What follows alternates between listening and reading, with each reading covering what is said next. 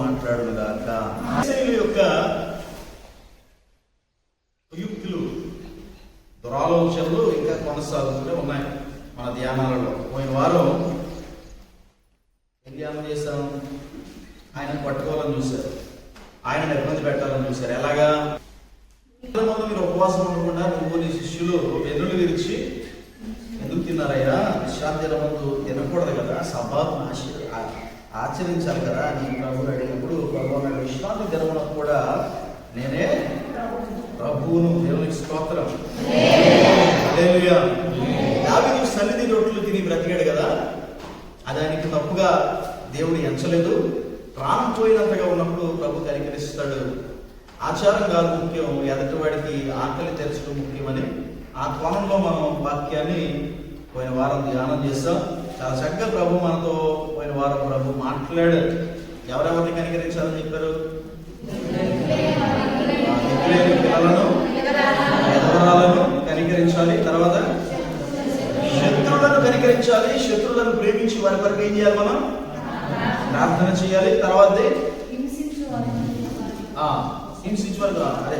తర్వాత పాపంలో దొరికిన వాడిని మనం క్షమించి కనికరించాలి. పాపంలో పట్టబడిన వాడిని మనం కూడా అట్టి పాపంలోనే పడుతుందేమో అని ఆలోచన చేసి వాడిని క్షమించి, వాడిని హెచ్చరించి, వాడిని దరి చేర్చాలి. దేవునికి స్తోత్రం.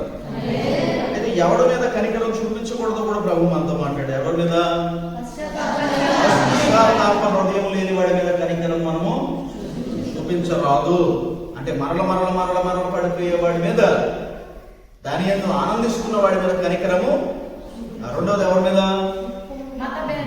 ఎవరైతే సంఘంలో విభేదాలు సృష్టిస్తున్నారో, మనుషులకు మధ్యలో, మతాలకు మధ్యలో, కులాలకు మధ్యలో శిక్షలు పెడుతున్నారు, అలాంటి వారికి ఎలా ఉండాలి? మనం దూరంగా ఉండాలి. దేవునికి మళ్ళీ కనికరం గురించి మనం ధ్యానం చేస్తాం. మనం కనికరం చూపించాలని ధ్యానం చేస్తాం. ఈ దినము దేవుడి కనికరం గురించి ధ్యానం చేద్దాం. దేవునికి స్తోత్రం. ఇందులో ఉన్న విశేషం అంతా మీకు వివరించాను. ఈరోజు మన అంశం ఒకటే చూడండి. 9. ఆయన అక్కడ నుండి వెళ్ళి వారి సమాజంలో ప్రవేశించినప్పుడు ఇదిగో ఓచ చెయ్యి గలవాడు. చాలు. ఈరోజు మన అంశమే ఓచ చెయ్యి. చెప్పండి. ఓచ చెయ్యి. థర్డ్ హ్యాండ్ అంటారు ఇంగ్లీష్ లో. ఓచ చెయ్యి ఎంతమంది తెలుసు? ఎంతమంది చూసారు ఓచ చేతులు? ఓచ చేతి ఎంతమంది చూసారు? చూడలేదు ఎవరు? చెయ్యి ఉంటుంది కానీ అది ముడుచుకుపోయి ఇక్కడ బాగుంటారు, లేదా ఇక్కడ బాగుంటారు. చిన్న ఏళ్ళు ఉంటాయి. ఎవరు చూడలేదు? చిన్న చేతులు ఉంటాయి. ఇలా తిప్పడానికి కావాలి. ఇక్కడ దాకా ఉంటే ఇక్కడి నుంచి చెయ్యి ఇక్కడ ఇలా ఉంటారు ముడుచుకొని. ఏళ్ళు కదపలేరు. చెయ్యి ఉంటుంది కానీ ఏళ్ళు కదపలేరు, ముడవలేరు. దీంతో ఏ పని చేయలేరు. థర్డ్ హ్యాండ్ అంటారు. అలాగే ఉంటారు. ఈరోజు మన అంశం అదే, ఓచ చెయ్యి. దేవునికి స్తోత్రం. ఓచ చేతులు ఉన్న వారి మీద దేవుడు కనికరం చూపిస్తాడు. దేవునికి మహిమ కలుగునుగాక. మనకి ఎవరికి ఓచ చేతులు లేవు కదండి. ఇక్కడ ఎవరికైనా ఉన్నాయా? దేవుడు ప్రార్థన చేయగా ఓత చేయాలో వచ్చేసిందంట. జస్ట్ చాపమన్నాడు అంతే. ఏమైపోయింది? ఇంకొక చెయ్యి ఎలా ఉందో ఈ చెయ్యి కూడా అలా అందరికి అలా పెరుగుతా మౌనం చెయ్యి అయిపోయింది. దేవునికి మహిమ కలుగునుగాక. ఓచ చెయ్యి అనగా ఏంటంటే, చెయ్యి ఉంది కానీ ఏం చేయదు. చెయ్యి ఉంది కానీ పూర్తిగా ఎదగదు. ఈ ఓచ చేతులు కలిగిన వాళ్ళని చిన్నప్పుడు చూస్తే తెడ్డిలు ఎవరికి 2 చేతులు ఉన్నాయి కదా అన్నట్టుగా ఉంటారు. ఎదుగుతున్న టైంలో ఏమవుతుందంటే ఒక చెయ్యి పెరిగిపోద్ది, ఈ చెయ్యి ఆగిపోతుంది. పూర్తిగా ఎదిగిన తర్వాత అప్పుడు అర్థమవుతుంది వీడికి ఏముంది? ఓచ చెయ్యి. అంటే దాని అర్థం ఈడు పూర్తిగా ఎదగలేకపోయాడు, పని చేయలేకపోతున్నాడు, కదపలేకపోతున్నాడు, కంప్లీట్ అవ్వలేకపోతున్నాడు. ఓచ చెయ్యి అనగా, చెయ్యి దేనికి సాదృశ్యం తెలుసా? దేనికి సాదృశ్యం? చెయ్య ఎవరు చెప్తారా? చెప్పాలి. చెయ్యి దేనికి సాదృశ్యం? క్రియలకు సాదృశ్యం. దేనికి సాదృశ్యం? క్రియలకు సాదృశ్యం. నీ చేతుల కష్టార్జితం నువ్వు ఏది విత్తుతావు అది కోస్తావు. నీ చేతి పనులన్నింటిలో యెహోవా నిన్ను ఆశీర్వదించు. నీకు సహాయం చేయకుండాకు ఆయన హస్తము కొరచ కాదు. అంటే చెయ్యి దేనికి సాదృశ్యం?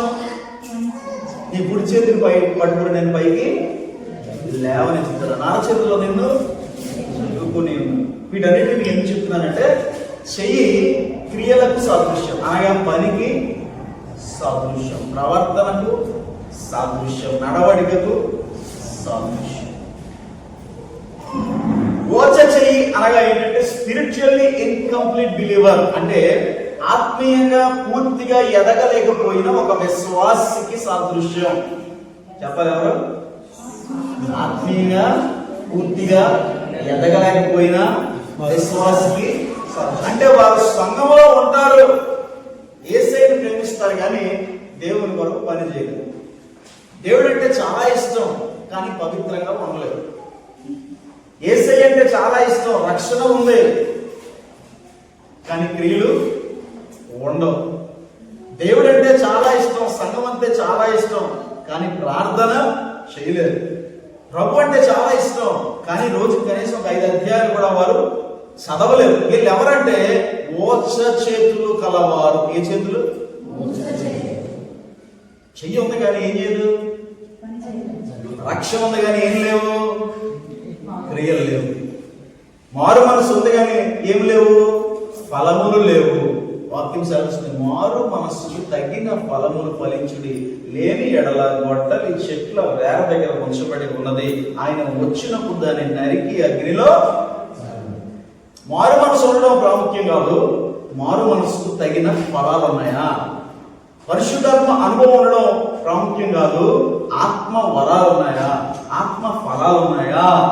రక్షణ ఉండడం ప్రాముఖ్యం కాదు, రక్షణ ఆశీర్వాదం ఉందా, రక్షణ క్రియలు ఉన్నాయా. విశ్వాసం ఉండడం ప్రాముఖ్యం కాదు, ఆ విశ్వాసం క్రియారూపకంగా పనిచేస్తుందా. మనకు రక్షణ ఉంది, విశ్వాసం ఉంది, ప్రేమ ఉంది, మారు మనసు ఉంది. ఏం లేవు, ఫలాలు లేవు, వరాలు లేవు, క్రియలు లేవు. ఆ మారు మనసుకు తగిన దీవెనలు మన మీద లేవు. దేనికి సాదృశ్యం అంటే ఓచ చెయ్యకు సాదృశ్యం. ఉన్నామంటే ఉన్నాం, తిన్నామంటే తిన్నాం, ఎదుగుదల మాత్రం. ఈరోజు శుభవార్త ఏంటంటే అలాంటి ఓచ చేతులు కలవారిని దేవుడు కరుణించుటకు ఇష్టపడే దేవుడు. దేవునికి స్తోత్రం. హల్లెలూయా. ముందుగానే ఈ విషయాలను మీతో ఎందుకు చెప్తున్నానంటే మీరు ఏ ప్యాటర్న్ లో వినాలి వాక్యం ఈ రోజు అని అంటే ముందుగా మనం అక్నాలెడ్జ్ చేయాలి. ప్రభు ఈరోజు నాతో మాట్లాడుతున్నాడు, ఆ ఓచ చెయ్యి గలవాడను నేనే. ఇలా ఎంతమంది అలాగా మిమ్మల్ని మీరు రిలేట్ చేసుకోగలరు? గర్వంతో వాక్యం ముందు కూర్చుంటే నేను అలాంటి కేటగిరీ కాదులే అని కూర్చుంటే దేవుడు మనతో మాట్లాడు. అపోజిట్ పౌలు అన్నాడు, నాలో పాపము లేదు అని మీలో ఎవడను చెప్పడానికి వీలు కాదు. అలా నేను చెప్పిన ఎడల మీరు క్రీస్తుని పాపముగా చేసి ఉన్నారు అని రాయించాడు. దేవునికి స్తోత్రం. హల్లెలూయా. ఇప్పుడు చెప్పబడుతున్న ప్రసంగం ఎవరికో, నాది కాదు ఇది, లేదా పలానా నా పక్కనోడికి, ఎదురున్నోడికి, ఆ పక్కనోడికి అన్నట్టుగా వాక్యం అంటే కుదరదు. నిజంగా ఫలాలు ఉన్నవాళ్ళు, వరాలు ఉన్నవాళ్ళు, నిజంగా వాక్య ప్రకారంగా నడుచుకుంటున్న వారు, పరిశుద్ధాత్మలో ఎదిగిన వారు, పరిశుద్ధులుగా బతుకుతున్న వారు ఉంటే దేవునికి స్తోత్రం. లేని ఎడల నీకు శుభవార్త, మీరున్న ఆ ఓచ చెయ్యి పరిస్థితిని దేవుడు మార్చి పరిశుద్ధులతో సమానంగా ఆ చెయ్యి ఎదుగుటకు సహాయం చేస్తానంటున్నాడు ఈరోజు. దేవునికి స్తోత్రం. హల్లెలూయా. హల్లెలూయా. హెబ్రీయులకు రాసిన పత్రిక 12వ అధ్యాయం 12వ వచనం. హెబ్రీయులకు రాసిన పత్రిక 12వ అధ్యాయము 12వ వచనం. హెబ్రీయులకు రాసిన పత్రిక 12వ అధ్యాయం చదువు. కాబట్టి వడిలిన చేతులను సడలిన మోకాలను బలపరచుడి. దేవునికి స్తోత్రం. మనతో ప్రభు మాట్లాడుతాడు. ఈరోజు దేవుడు సహాయం చేస్తాను అని మనతో చెప్తున్నాడు కనుక, కనికరిస్తాను అని చెప్తున్నాడు కనుక వడిలిన చేతులు గలవారు, సడలిన మోకాళ్ళు గలవారు మిమ్మల్ని మీరు బలపరుచుకోవడానికి ఇష్టపడాలి. దేవునికి మహిమ కలుగును గాక. ఆమేన్. ఏంటి వడిలిన చేతులు, ఏంటి ఈ సడలిన మోకాళ్ళు అని మనం ఆలోచన చేసినట్లయితే, వడిలిన చేతులు అన్ని పనులు చేయలేవు. ఎందుకంటే కొన్ని కారణాల చేత అవి కట్టబడి ఉంటాయి. కొన్ని వ్యసనాల చేత, కొన్ని రహస్య పాపాల చేత, కొన్ని అసభ్యమైన క్రియల చేత అవి కట్టబడి ఉంటాయి. చాలా మందిలో ఓచ చేతులు, వడిలిన చేతులు, సడలిన మోకాళ్ళు ఉంటాయి. కారణం ఏంటయ్యా అంటే చూడండి, ఒక్కొక్కడు 30 సంవత్సరాలకి ఉంగిపోతాడు ఊరిలో, 40 సంవత్సరాలకి చచ్చిపోతాడు. ఎలాగైతే 40 సంవత్సరాలకి అంటే ఎవరిని అడిగితే ఆడు 16వ ఏట నుంచి మందు మొదలెట్టాడండి, గంజాయి మొదలెట్టాడు, సిగరెట్ మొదలెట్టాడు, బీడీ మొదలెట్టాడు. ఆడు ఎవరి వయసులో ఉన్నప్పుడు చక్కగా తాగి బలంగా ఉన్నాడు. 30-40 వచ్చేసరికి ఏమైపోతున్నాడు, ఆడు ఉండిపోతాడు. వీడు ఏజెన్సీ ప్రాంతాలకు వెళ్తే, ఈ ప్రొపియో పాట చేసినప్పుడు మనం నారాయణపల్లి ప్రాంతాలకు వెళ్ళాం. అక్కడ ఒక్కొక్కడు కర్రలా ఉంటాడు, కర్రలా ఉంటాడు, ఒడిపోయి ఉంటాడు, చాలా పని చేస్తారు, ఒడి చాకరీ చేస్తారు, చాలా స్ట్రాంగ్ పీపుల్. నేను అడిగాను, నేను అనుకున్నాను వాళ్ళు చూసి ఎంత ఆరోగ్యంగా ఉన్నారు కదా, నేను అనుకున్నాను 91 సంవత్సరాలు బతుకుతారేమో అనుకుని, ఎంత స్వచ్ఛమైన గాలి, ఎంత స్వచ్ఛమైన ఆహారం, ఎన్నాళ్ళు బతుకుతారు ఇక్కడ సగటు మనుషులు అంటే అలా చెప్పారు. 30 నుంచి 40 ఏళ్ళు బతుకుతారు. ఎన్ని సంవత్సరాలు? ఒక ముసలాయన చూసి అడుగుతాడండి, ఉండిపోయినాడు, సన్నగా ఉన్నాడు, కానీ ఎంత కట్టి మోసేస్తాడు. నేను అనుకున్నాడు ఒక 60-65 ఉంటాయేమో అనుకున్నాను. అప్పుడు చెప్తున్నాడు నా పక్కన కూర్చున్న ఆ ఊళ్ళో ఉన్న తమ్ముడు, అన్న అతనికి పట్టుకుని 40 ఏళ్ళు కూడా ఉండమన్నా, ఇక్కడ 35 నుంచి 40 ఏళ్ళు చచ్చిపోతారన్న. అదేంటి తమ్ముడు, ఇంత మంచి గాలి, మంచి ఆరోగ్యం, మంచి తిండి, ఎందుకు అలా చచ్చిపోతున్నారంటే, అన్న ఇక్కడ జీలుగు కళ్ళు చిన్నప్పటి నుంచి మొదలు పెడతారు. 5 సంవత్సరాల పిల్లల నుంచి వాళ్ళు ఏం మొదలు పెడతారంటే, జీలుగ చెట్లు అని ఉంటాయి, తాటికల్లు కాదు, అడవిలో జీలుగు కళ్ళు కాదు. ఆ జీలుగు చెట్టు అని కొబ్బరి చెట్టులో చిన్న రకంగా ఉంటుంది, అది దానికి ఘాటు పెడితే రోజు కారతా ఉంటుంది. 5 సంవత్సరాల పిల్లల నుంచి జీలుగు కళ్ళు స్టార్ట్ చేస్తారు, సిగరెట్ స్టార్ట్ చేస్తారు. వాళ్ళు అది తాగుతూ వాళ్ళు చేసే పనంతా ఆ మత్తులో చేసేస్తూ ఉంటారు. వాళ్ళు చేసి 35 ఏళ్ళకి ముసలోళ్ళలాగా అయిపోతారు. 15-16 ఏళ్ళకి పిల్లలు పుట్టేస్తారు. ఆ పిల్లలు ఇంకొక 12 ఏళ్ళకి 14 ఏళ్ళకి పెద్దోళ్ళు అయిపోతారు, వాళ్ళకి పెరిగి అయిపోతాయి. 40 ఏళ్ళకి మనవాళ్ళు చూసేసి చచ్చిపోతారు. దేవుడు ఉద్దేశించిన ఆయుష్ ఎంత? 70. దేవునికి స్తోత్రం. వీడు ఎంత చచ్చిపోతున్నాడు అంటే పూర్తి కాకుండానే ఏమైపోతున్నాడు. కారణం ఏంటి? వీడు మోకాలు సడిలిపోయి, వీడి చేతులు వడిలిపోయింది. కారణం ఒక వ్యసనం. ఈ ఓచచ్చే ఈ జీవితానికి ఆద్యం పోసి వాడిని అంతం చేసేసింది. మన జీవితంలో కూడా ఏదో ఒక మానుకోలేని అపవిత్రత, మానుకోలేని వ్యసనం, మానుకోలేని పాపం, విడిచిపెట్టలేని రహస్య జీవితం, విడిచిపెట్టలేని గర్వం, కోపం, అసూయ మన జీవితాన్ని ఓచచేయగలవాడి జీవితంగా మార్చేస్తుంది. ఉంటామంటే ఉంటాం కానీ ప్రతిఫలాలు ఉండవు. దేవుడు అంటే ఇష్టం ఉంటుంది కానీ పరిచర్య చేయలేము. వాక్యం వింటాం కానీ మారు మనసు ఉంటుంది కానీ దానికి కావలసిన ఫలాలు మనం ఫలించాం. కారణం ఏంటయ్యా అంటే దేనితో ఒక దానితో కట్టబడి ఇబ్బంది పడుతున్నాం. మన చేతులు సడలిపోయి, మన మోకాళ్ళు ఒడిలిపోయి. ప్రభు అంటున్నాడు ఈ రోజున, సడలిన చేతులు గలవారా, ఒడిలిపోయిన చేతులు, సడలిపోయిన మోకాళ్ళు గలవారా, మీరు వాటిని ఏం చేసుకోవాలి? ఈరోజు బలపరుచుకుని వెళ్ళాలి. ఇక్కడి నుంచి దేవునికి స్తోత్రం. బలపరుచుకుని వెళ్ళాలి. బలపరుచుకోవాలంటే ఏం చేయాలి? అది ధ్యానం చేసి మనం ముందుకు వెళ్దాం. ఇప్పుడు మన వాక్యంలో వెళ్ళబోతున్నాం, జాగ్రత్తగా వినండి. యాకోబు పత్రిక 5వ అధ్యాయము, యాకోబు పత్రిక 5వ అధ్యాయము 16వ వచనం. యాకోబు పత్రిక 5వ అధ్యాయము 16వ వచనం. జాగ్రత్త చదవాలి. మీ పాపములను ఒకరితో ఒకడు ఏం చేయాలి? ఒప్పుకోవాలి. మీరు స్వస్థత పొందినట్లు ఒకరి కొరకు ఒకడు ప్రార్థన చేయాలి. నీతిమంతుని విజ్ఞాపన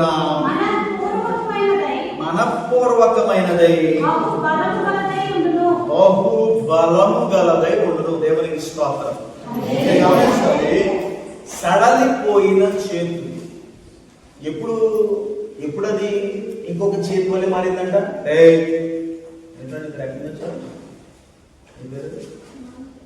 ఉండాలని ఎందుకంటే వదలేదు సరిపోతారా? నేను బాగా కనపడుతున్నాను అలాగా. దేవునికి స్తోత్రం. పోయిన చేతులు గలవు, ఒడిలిపోయిన మోకాళ్ళు. ఆ సడలిపోయిన ఓచ చెయ్యి ఎప్పుడు బాగుపడిందట? ఎప్పుడు బాగుపడింది? ప్రభు అన్నాడు దాన్ని చాపు అన్నాడు. దేవునికి స్తోత్రం. ఈ ఓచ చెయ్యి గలవారు బేసికల్లీ మీరు చాలా మంది బయట ఉంటాయి, చేతులు తెగిపోయిన వాళ్ళు, సగం చేతులు తెగిపోయిన వాళ్ళు ఉంటారు. వాళ్ళు ఏం చేస్తారో తెలుసా మీకు? ఓచ చెయ్యిలో రకాలు ఉంటాయి. కొంతమంది ఇక్కడ దాకా ఉంటుంది, కొంతమందికి ఇక్కడ దాకా ఉంటుంది, కొంతమంది ఇదంతా ఉంటుంది, చివర ఏళ్ళన్నీ లోపలికి వెళ్ళిపోయి ఇలా ఉంటాయి. వాళ్ళు ఏం చేస్తారంటే ఎదటి వారికి కనపడకుండా ఇలాగా పక్కన షర్ట్ పాకెట్ కుట్టించుకుని పెట్టుకుంటారు. ఎప్పుడు చూసారా? మన చర్చి కూడా ఎవరో ఒకరు వచ్చారు, నాకు ఐడియా ఉండదు. ఒకసారి వాళ్ళకి చెయ్యి ఉన్నట్టే ఉంటుంది కానీ చెయ్యి ఉండదు, ఇలా పెట్టుకుంటారు. ఇలా పెట్టుకుని చున్నీ దొరుకుంటారు. మేము ఒకసారి భద్రాచలం ఐటీసీ కంపెనీలో వాక్యం చెప్పడానికి వెళ్ళాను ఒకసారి 2 రోజులు. చాలా పెద్ద కంపెనీ, ఇంజనీర్ల మధ్యలో వాక్యం అది, కోట్ల టౌన్షిప్ అది. అక్కడ మనం పిలిచిన కనీమణి గారు అమ్మాయికి ఇంతలో నేను కూర్చున్నాను, ఆ అమ్మాయిని చూస్తూ ఉన్నాను. ఆ అమ్మాయి చక్కగా పాడుతుంది, చక్కగా అంతా నడిపించింది. నేను వాక్యం చెప్పాను, అమ్మాయి ప్రార్థన చేశాను, అంతా అయిపోయిన తర్వాత మరి ఇంతసేపు చూశాను, ఏమైంది చెయ్యా? అంతసేపు నాకు కనపడలేదు అనుకుంటే ఆవిడ పాస్టర్ గారు చెప్తుంది, ఎవరైనా నమ్మించలేదు, చున్నీతో కవర్ చేసుకున్నాండి. చక్కగా అందంగా కవర్ చేసుకున్నాను, కనపడదు అసలు, ఎవరికి తెలియదు. అంత వేల మందిలో ఒక్కడు కూడా గుర్తించలేకపోయాడు. ఏముందని ఆవిడకి ఓచ చేయి ఉందని పాకెట్లో పెట్టుకోవడం, చున్నీ కప్పుకోవడం, ఇంకా ఇక్కడ దాకా ఉంటే పెద్ద ఇది కుట్టించుకుని, అంగి పెద్దది కుట్టించుకుని దాన్ని అలా కవర్ చేసుకుంటూ ఉంటాం. అది ఎవరికి తెలియదు చుట్టుపక్కల ఉన్న వారికి. కానీ ప్రభు చూసాడు. ప్రభు చూసి అన్నాడు, నువ్వేం చేయాలా? నీ చేతిని చాపితే ఏముంది? అందరి మధ్యలో ఉన్నది అప్పుడు దాకా ఎవరికి కనపడదు. అంటే వాడిలో లోపం ఉందని ఎవరికి కానీ చాపాడు అనుకో ఏమవుతుంది? వీడికి వచ్చి ఉన్నా కొంతమంది ఎక్కిరించేవాళ్ళు, కొంతమంది అవమానపరిచేవాళ్ళు. కానీ వీడు ఎవడ ముందు చాపాడు? ప్రభు ముందు చాపాడు కనుక వెంటనే చాపగానే ఏమైందంట? ఇలాగ వచ్చి మెల్లమెల్లగా ఇలా వచ్చేసి 2 చేతులు ఏమైపోయినాయి? సమానమైంది. దేవునికి స్తోత్రం. రాయిస్తున్నాడు, గుర్తుపెట్టుకోవాలి. ఓచ చేయనగా ఏంటి? ఇన్కంప్లీట్ బిలీవర్ అంటే సంపూర్ణత లేని విశ్వాస జీవితం, క్రియలు లేని జీవితం, ఫలాలు లేని జీవితం, రహస్య పాపాలతో బ్రతుకుతున్న జీవితం. ఇప్పుడు ఏం చేయాలంటే మనం ఇక్కడ రాయించాడు మొట్టమొదటి, మీ పాపములు ఒక్కరితో ఒకడు ఏం చేయాలి? ఇది చాలా కష్టం అండి. ఇది చాలా తెలిసాక ఈ వారంలో 3 రోజులు ఉపవాసం ఉన్నానని గొప్పగా చెప్పుకోవడం ఈజీ. కానీ నువ్వు ప్రేమించే అక్కతో, నువ్వు ప్రేమించే తమ్ముడితో, నువ్వు ప్రేమించే నీ తోటికి సంఘ విశ్వాసతో, నువ్వు ఎవరైతే ఆత్మీయులు ప్రార్థన పనులు నమ్ముతున్న వాళ్ళ దగ్గరికి వెళ్ళి, అక్క ఈ వారంలో నేను పాపం చేశాను అని చెప్పేంత ధైర్యం మీరు ఎవరికైనా ఉందా?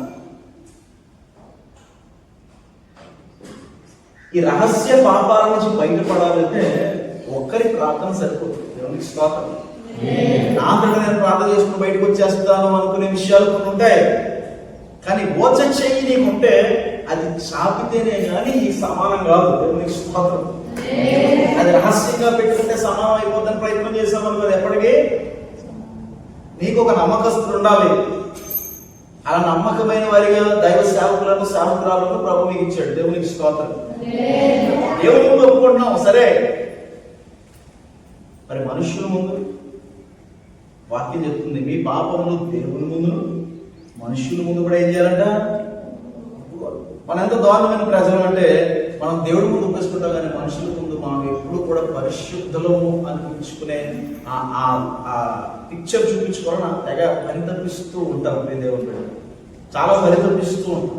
దాని ఇక్కడే కమలాపురంలో పాస్టర్ గారు అడిగాడు క్వశ్చన్ ఇంటికి వచ్చి, ఏమన్నాడంటే ఫస్ట్ గారు మీరు ప్రతి ప్రసంగానికి ముందు నేను పరికరాలని అయోగ్యుడిని అభాగ్యుడిని ఎందుకంటారండి?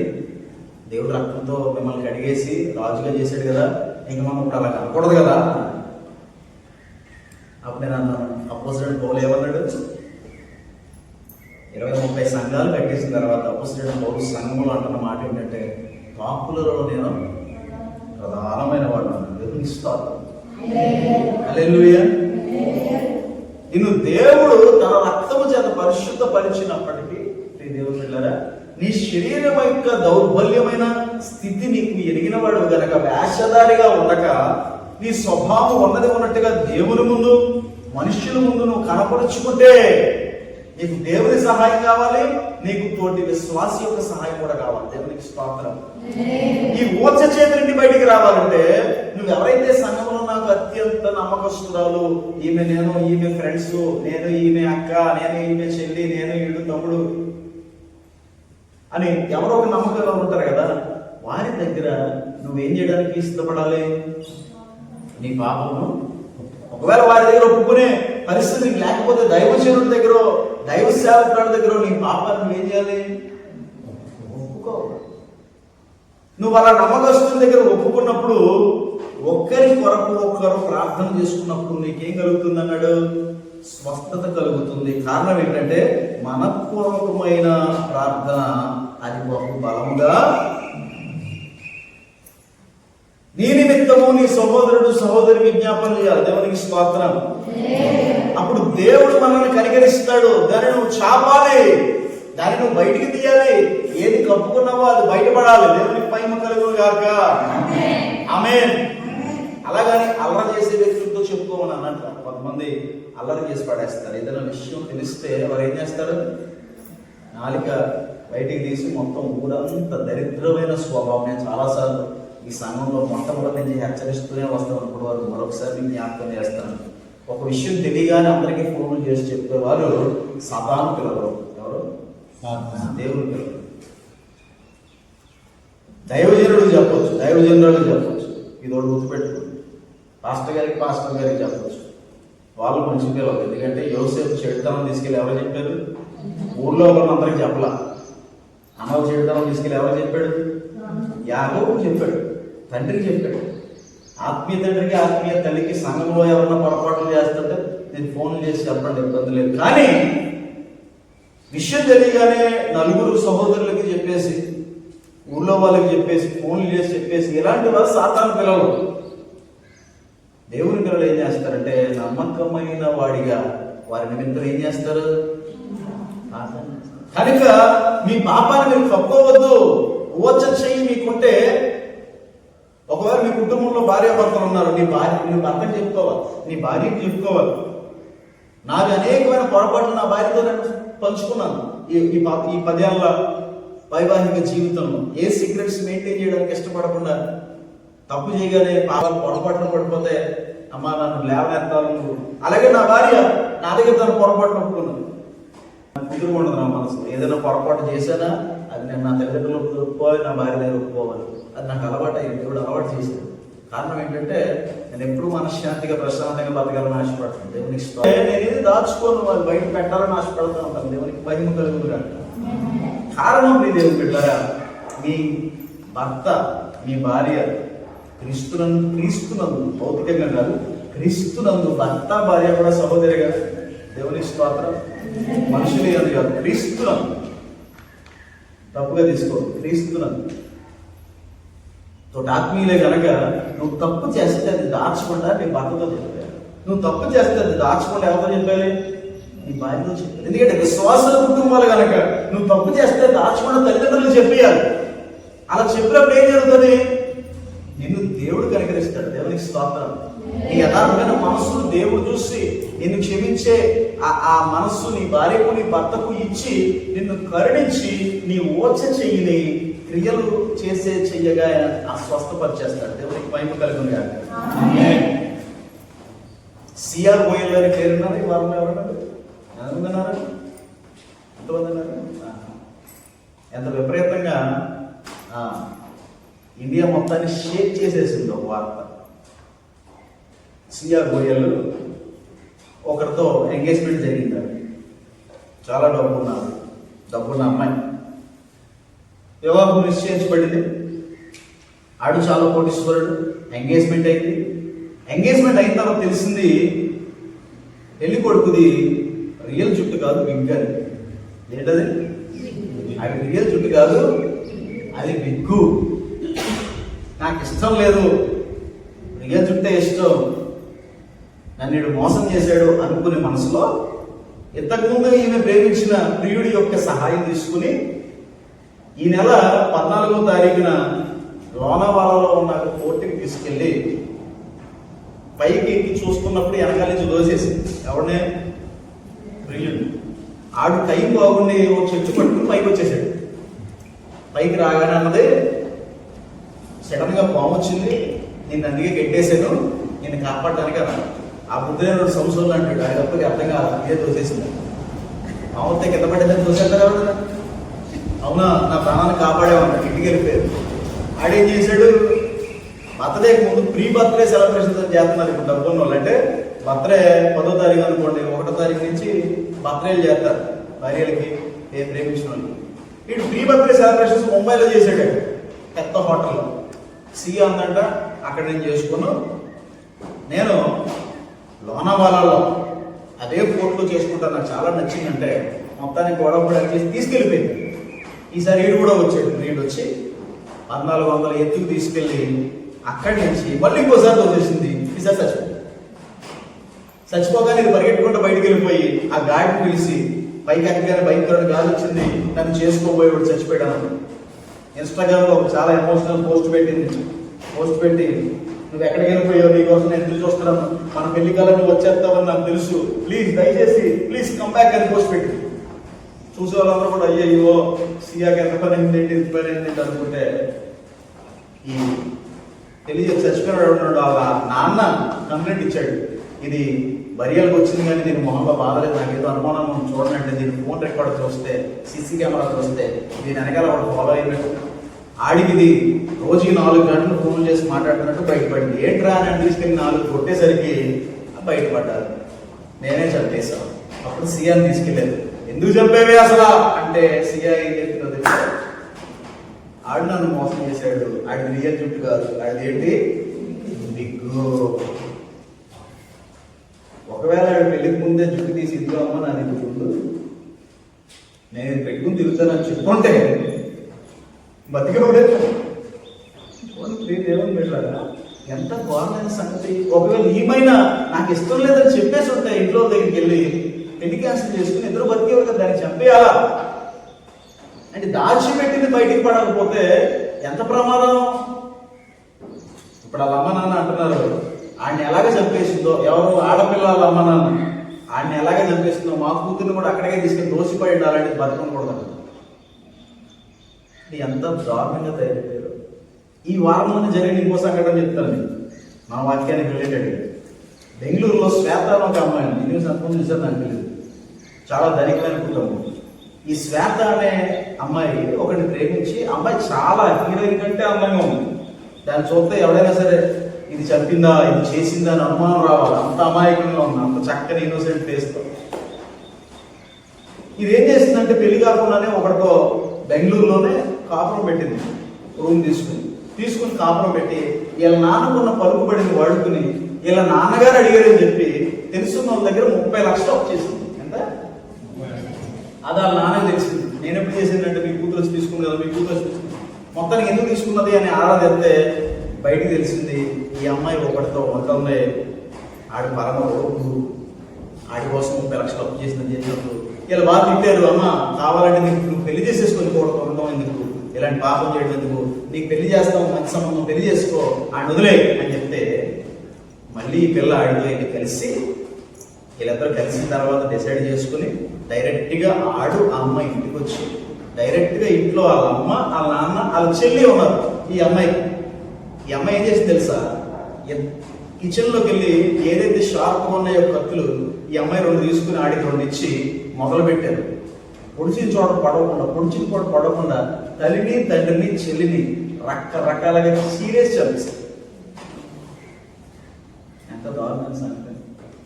ఇంకోటి మన ఆంధ్రాలో జరిగింది చెప్తాను మీకు.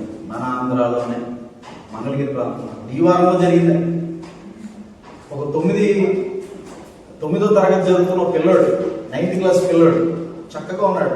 వాళ్ళ అమ్మ కూడా చాలా యంగ్, అమ్మకి దగ్గర 35-36 సంవత్సరాలు ఉంటాయి, మా వయసు ఉంటుంది. చక్కని యంగ్ అమ్మ, 9th క్లాస్ పిల్లోడు. వీడు ఒక అమ్మాయికి లవ్ లెటర్ రాశాడు. లవ్ లెటర్ రాసుకుని టెక్స్ట్ బుక్లో పెట్టుకున్నాడు. వాళ్ళ అమ్మ బుక్స్ చదువుతుంటే లవ్ లెటర్ బయటపడి వీడికి భయం పట్టుకుంది. ఏం భయం అంటే, ఈ లెటర్ కనుక నాన్న చేతికి వెళ్తే నాన్న నన్ను చెత్తకొట్టేస్తాడని భయపడ్డాడు. ఎవరు?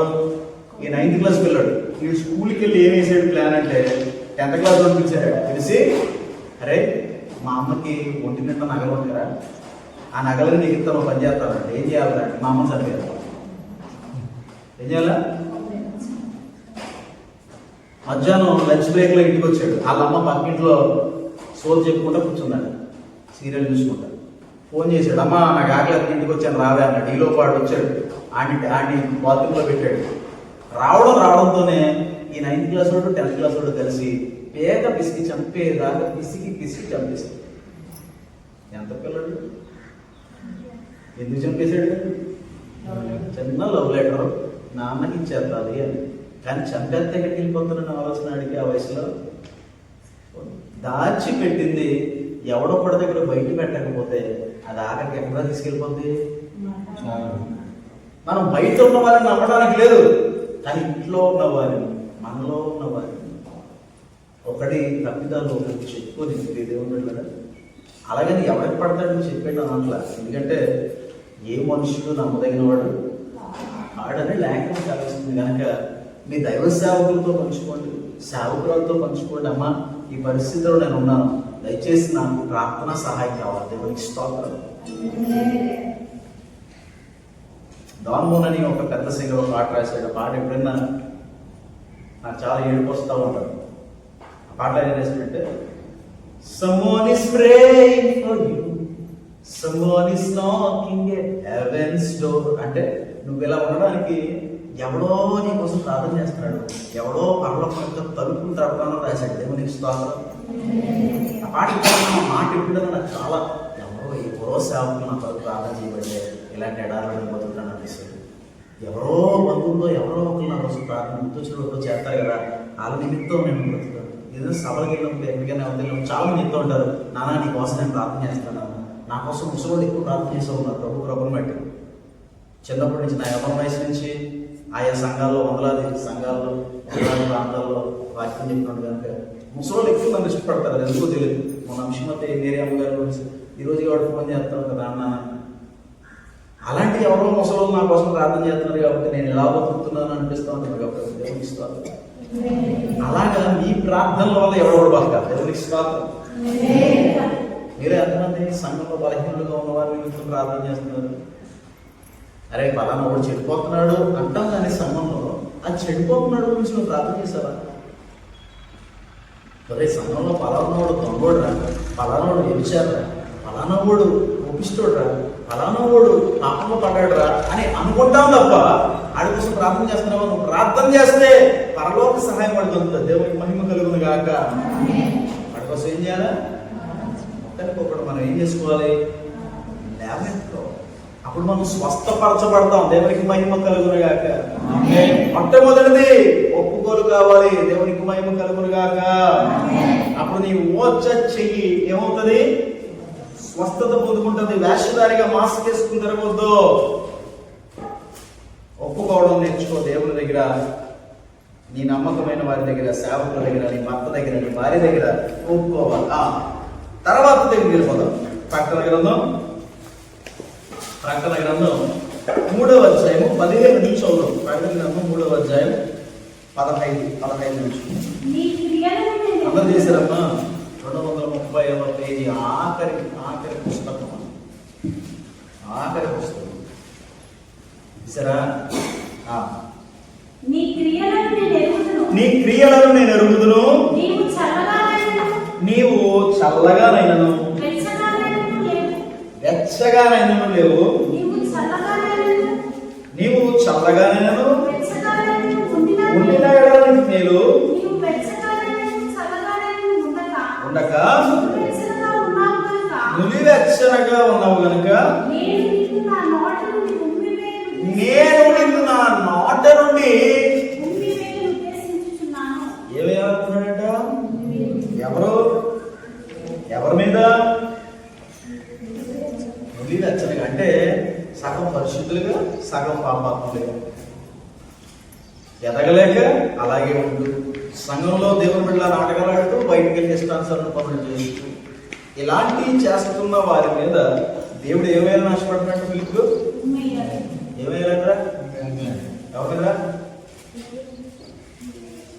ఆయన ఆశపడుతున్నాడు ఏమయ్యాలని. ఆయనకి ఇష్టం లేదు రెండు వెచ్చని జీవితంలో మనం బతకడం. దేవునికి స్తోత్రం. ఒక సందర్భంలో ఈ లేఖనం చదువుతున్న ఇలా ప్రార్థన చేశారు. నాకు బాగా గుర్తుంది. ఆ రోజు ఆ రాత్రి ఏం ప్రార్థన చేశారంటే, చదువు నా యవ్వన వయసు నా సేవ సమర్పించుకున్న సేవలు తిరుగుతున్నాను. ఆ సమయంలో ఈ చదువుతున్నప్పుడు నేను ప్రార్థన చేశాను. ఏం చేశాను తెలుసా? ప్రభా ఉమ్మే ప్రభా, నీ ఉమ్మిలో కూడా స్వస్థత ఉంది. దేవునికి స్తోత్రం. గుడ్డివాడిని స్వస్థపరిచినప్పుడు నువ్వు నేల మీద ఉమ్మేసి ఆ మట్టిని తీసుకుని కళ్ళకు రాసుకొని చెప్పినప్పుడు వాడు రాసుకున్నప్పుడు ఏం దక్కింది?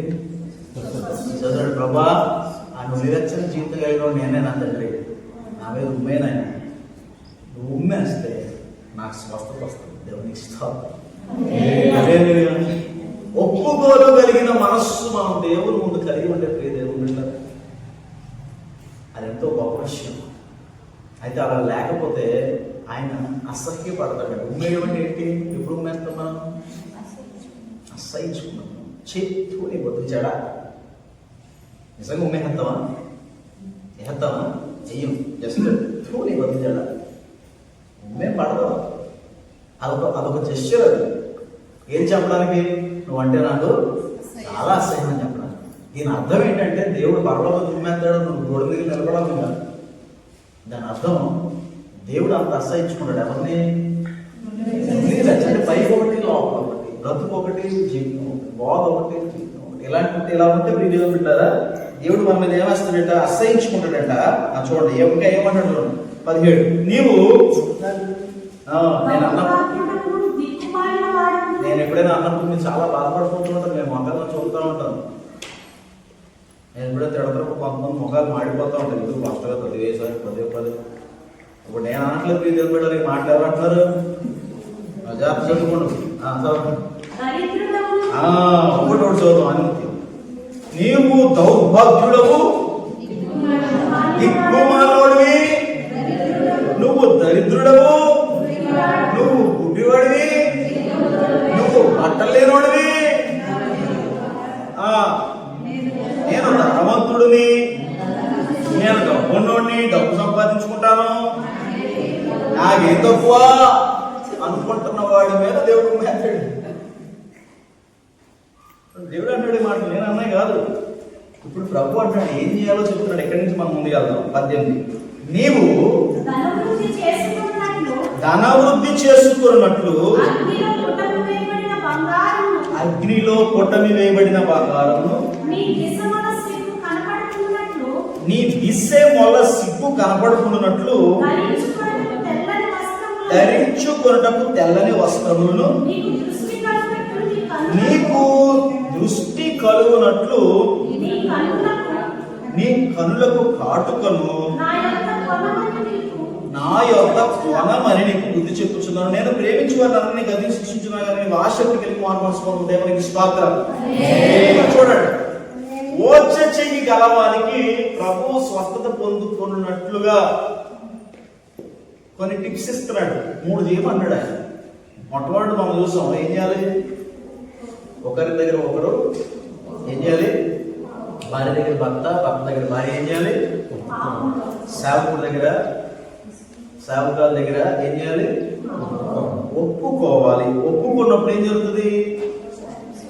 ఇప్పుడు ఇంకొక 3 చెప్తాను. నేను కాదు, ప్రభు చెప్తాడు, పరిశుద్ధాత్మ చెప్తాడు. ఇప్పుడు అన్నాడు ప్రభు, చల్లగానైనను వెచ్చగానైనా ఉండగా నువ్వు వెచ్చగా ఉంటున్నా అంటే ఇక్కడికి వచ్చి చాలా చక్కగా కూర్చుని బయటికి వెళ్ళి ఇష్టానుసారంగా బతుకుతున్న వారితో ప్రభు అన్నాడు, మీరు అలాగంటే నీ మీద ఉమ్మేస్తాను, నాకు అసహ్యం ఆ జీవితాల్లో. పరిశుద్ధత మీ జీవితాల్లో ఉండాలి. అలా ఉండాలంటే ఈ 3 చేయండి. ఈ 3 నా దగ్గర కొన్నాడు. ఏంటి ఆ 3 అంట? ఒక్కొక్కటి వెళ్దాం. మొట్టమొదటి బంగారం, చెప్పండి ఏంటది? రెండవది తెల్లని వస్త్రాలు, చెప్పండి. మూడవది కాటుక, ఏంటది? మీరు అనొచ్చు, మా దగ్గర బంగారం ఉందండి, మా దగ్గర వైట్ డ్రెస్లు ఉన్నాయి, మా దగ్గర హైటెక్స్ పల్లవి కాటుక ఉంది అని మీరు అనేది. మూడు మా దగ్గర ఉన్నాయండి, ఇంకేం కొనుక్కోవాలండి. ఇది మనకి బంగారు షాపు దొరికి బంగారం కాదు, హైటెక్స్ పల్లవి కాటుక కాదు, డాజ్లర్ కాదు, అలాగే రామరాజు వైట్ లేని డ్రెస్సులు కాదు. ఇవి ఏంటి గమనించాలి. ఒక్కొక్కటిగా ముందుకెళ్తాం. మొట్టమొదటిది గోల్డ్ రిఫైన్డ్ ఇన్ ఫైర్, అంటే మొత్తమే వేయబడిన బంగారం, అగ్నిలో వేయబడిన బంగారం. అగ్నిలో వేయబడిన బంగారం అనే దగ్గర కొనమంటే ఏంటి దాని అర్థం అంటే, అగ్నిలో వేయబడిన బంగారం అనే దగ్గర genuine fight, purified through fries అంటారు. అంటే శ్రమల ద్వారా పరిశుద్ధపరచబడిన విశ్వాసము సంపాదించుకోవాలి. దేవునికి స్తోత్రం. శ్రమలలో నిలబడగలిగిన విశ్వాసం సంపాదించుకోవాలి. పేతురు రాసిన మొదటి పత్రిక, ఇవన్నీ మీరు రాసుకోండి, ఇంటికి వెళ్ళిన తర్వాత ఈ రెఫరెన్స్ మళ్ళీ చదువుకోండి. పేతురు రాసిన మొదటి పత్రిక 1వ అధ్యాయము 6 నుంచి 7 వచనాలు. ఇందువలన మీరు మిక్కిలి ఆనందించుచున్నారు కానీ అవసరమును బట్టి నానా విధములైన శోధనల చేత ప్రస్తుతమున కొంచెము కాలము మీకు దుఃఖము కలుగుచున్నది. నశించిపోవు సువర్ణము అగ్ని పరీక్ష వలన శుద్ధపరచబడును కదా, దానికంటే అమూల్యమైన మీ విశ్వాసము ఈ శోధనల చేత పరీక్షకు నిలిచినదై యేసుక్రీస్తు ప్రత్యక్షమైనప్పుడు మీకు మెప్పును మహిమయు ఘనతయు కలుగుటకు కారణమగు. దేవునికి స్తోత్రం. చూడండి, ఇక్కడ అన్నాడు ప్రభు, బంగారం కాల్చినప్పుడు ఎలాగా శుద్ధ సువర్ణం వలె మారుతుందో మీ విశ్వాసమును కూడా అవసరమును బట్టి మీకు దేవుడు అనుమతించే దుఃఖాలలో శ్రమలలో కాల్చబడి బంగారంలో మారుతుంది. అప్పుడే మీరు నుడివెచ్చని జీవితంలోంచి బయటికి రాగలరు అంటాడు. దేవునికి స్తోత్రం. ఇప్పుడు ఏం కొనుక్కోవాలంటే దేవుని దగ్గర ఆశీర్వాదాల శ్రమ. ఒకవేళ నువ్వు పాపంలోంచి బయటికి రాలేకపోతున్నాను నీకు అనిపిస్తుంటే ప్రభుని ఏమడగలంటే, ప్రభా ఏదో ఒక ముళ్ళు పెట్టినట్టు నుంచి బయటికి తీసుకురా. దేవుని ఇష్టం. నేను రాలేదు. ఎప్పుడైనా ఎవరైనా ఇలాంటి ప్రార్థన చేశారు, ప్రభా నువ్వు నన్ను కనికరించాయా, నన్ను ఇబ్బందుల్లో పెట్టినా పర్లా, నువ్వు అడగకపోయినా దేవుడు చేసేది అదే. దేవునికి స్తోత్రం. ఎందుకంటే తను ప్రేమించు ప్రతి ఒక్కరిని శిక్షించు దేవుడు అంటే. దేవునికి స్తోత్రం. ఏంటండి, ప్రేమించుకోండి ఎవడైనా ఆశీర్వదించే గారిని శిక్షించడా? మన పిల్లలంటే మనకు చాలా ఇష్టం. తప్పు చేసినప్పుడు ఏం చేద్దాం? కోపంతో కొడదామా, ప్రేమతో కొడదామా? ద్వేషంతో కొట్టాడు ఎవరుంటారా? ద్వేషంతో వాత పెట్టి తల్లి ఉంటుందా? నేను చిన్నప్పుడు అల్లరి చేసినప్పుడు మా అమ్మ అట్లగడ కాల్ చేసి ఇక్కడ వాత పెట్టేసింది కాలు మీద. కొడుకు పెద్ద మంచు ఉంటుంది. ఆ మంచు చూసినప్పుడు మా అమ్మ మీద నాకు కోపం రాదు, మా అమ్మ మీద నాకు ప్రేమ వస్తుంది. అప్పుడు పెట్టకపోయి ఉంటే నేను ఏమైపోయాడు. అమ్మ వాత పెట్టినా, నాన్న పెట్టి తీసుకుంటున్నా దేంతో కొడతాడు? ద్వేషంతో కొడతాడా? అసహ్యంతో కొడతాడా? మరి మనమే మనం ప్రేమతో పిల్లలను కొట్టాలని ఆశపడినప్పుడు దేవుడు ఆశపడ్డా? ఒరేడు నరకంలో పడిపోకుండా వీడు ఎన్ని చెప్పినా, సేవకుడు ఎన్ని చెప్పినా ఇడం లేదు, ఓ దెబ్బేసి మాత్రం అనుకుంటాడు ఆయన. దేవుడు రంగులో. దేవునికి స్తోత్రం. ఒరే ఎన్ని చెప్పినా ఇడు ఎట్లేదురా, ఒక్క షాట్ వేద్దాం అనుకుంటాడు. ఆయన ప్రేమిస్తున్నాడు అన్న రుజువది. దేవునికి స్తోత్రం. మనకు వచ్చే దుఃఖాలు, శ్రమలు, శోధనలు కారణం మనం అర్థం చేసుకోవాలి వెంటనే. అందులో మన విశ్వాసం బలపడాలి. దేవునికి మహిమ కలుగుగాక. శుద్ధ సువర్ణం లాంటి విశ్వాసం ఆయన దగ్గర సంపాదించుకోబడ్డాడు. ఎప్పుడు? నువ్వు ఆల్రెడీ నువ్వెచ్చిన జీవితం జీవిస్తున్నప్పుడు ఏదో మనశ్శాంతి పరిస్థితులు వెళ్తానే ఉంటావు. అప్పుడు నీకు ఏమర్థం అవ్వాలంటే, ఇప్పుడు నేను దేవుని దగ్గర బంగారం కొనాలి, దేవునికి స్తోత్రం. కానీ అప్పుడు నువ్వు డిస్ట్రెస్కి లోనయ్యి, ప్రభా ఎన్ని ప్రభా నా జీవితం, ఎన్ని ప్రభా నా బతుకు, ఎన్ని ప్రభా నన్ను ఎలా చేసావు అనడం కాదు.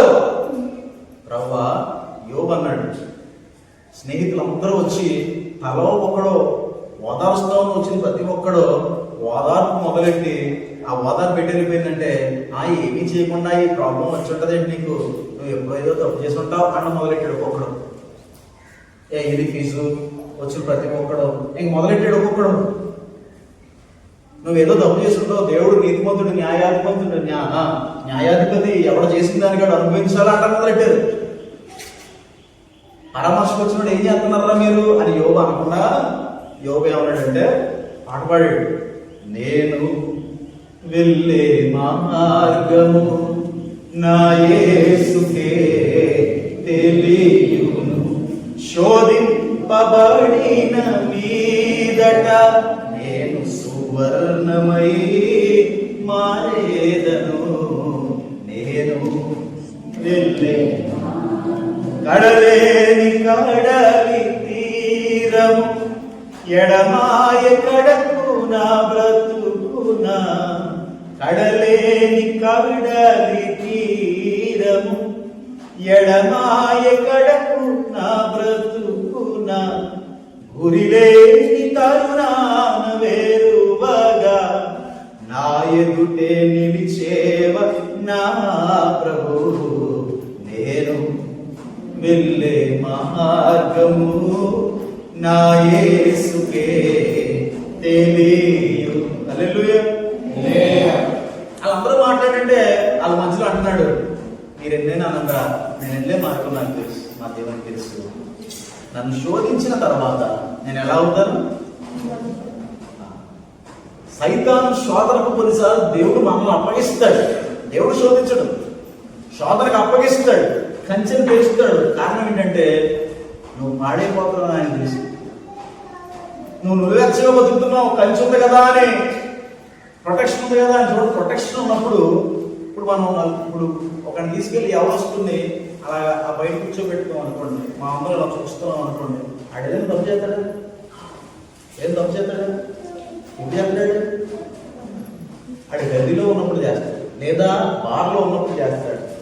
చూడండి, బార్లు ఉంటాయి, బార్లు ఇప్పుడు కూడా లైట్ వేసి ఉండవు. ఎప్పుడైనా బార్లు చూసిన అనుభవం మీకుంటే, బార్లు ఎలా ఉంటుంది తెలుసు? ఎలా ఉంటుంది? క్లబ్బుల్లో, పబ్బుల్లో బార్లు ఎలా ఉంటుంది? ఇప్పుడు లాంజెస్ వచ్చినాయి, ఇప్పుడు ఫుల్ లైటింగ్ లాంజ్ అవుతున్నాయి. ఎక్కువగా బార్లలో, క్లబ్బుల్లో, పబ్బుల్లో, డిస్కోల్లో ఎలా ఉంటుందంటే చీకటిగా ఉంటుంది, చిన్న చిన్న లైటింగ్లు పడతా వెళ్ళిపోతా ఉంటాయి. నేను చాలా ఎక్కువగా పబ్బుల్లో గడుపుతున్నా యావన్ వయసులో, డిస్కోల్లో, పబ్బుల్లో క్యాబిన్ తిరిగిన వాడిని. బెంగళూరులో ఎప్పుడు ఏదో పబ్బులో ఉండేవాడిని, చిన్న చీకటిగా ఉంటుంది. 100 మంది అక్కడ ఉన్న ఒక అబ్బాయి ఒక అమ్మాయి అక్కడే పాపం చేయొచ్చు, అక్కడికి కనపడుతుంది. ఎక్సలెంట్ జీవితం అక్కడ ఉంటారు. వాడు బయట చేయడు, బయట వాడు ఎలాగైనా చాలా చక్కగా కనపడతాడు, చాలా అందంగా, చాలా డీసెంట్గా కనపడతాడు. వాడు పాపం చేయడానికి ఏం కోరుకుంటాడు? 4 గోడల మధ్యలో ఉన్నప్పుడే వాడిని ఎవడో కోరుతాడు కదా అని వాడు ఏం చేస్తాడు? మైకి ఇక్కడికి ఇచ్చి ఏం చేస్తాడు? వాడు పాపం చేస్తాడు. అని దేవుడికి తెలుసు మనం కంచె ఉంది కదా అని. 4 గోడల మధ్యలో ఉన్నప్పుడు పాపం చేయడానికి కారణం ఏంటి? ఏముంది చుట్టూరు? ఏముంది? ప్రొటెక్షన్ ఉంది. పైన ఏముంది? ప్రొటెక్షన్ ఉంది. అదే ఒక కిటికీ తెలుసుకున్నానుకో, వాడు వచ్చేస్తాడా? ఏం చేస్తాడు? ముందు కిటికీ వేసుకుంటాడు, ఎవరికి కనపడతారు మొత్తం అంతా. కావాలంటే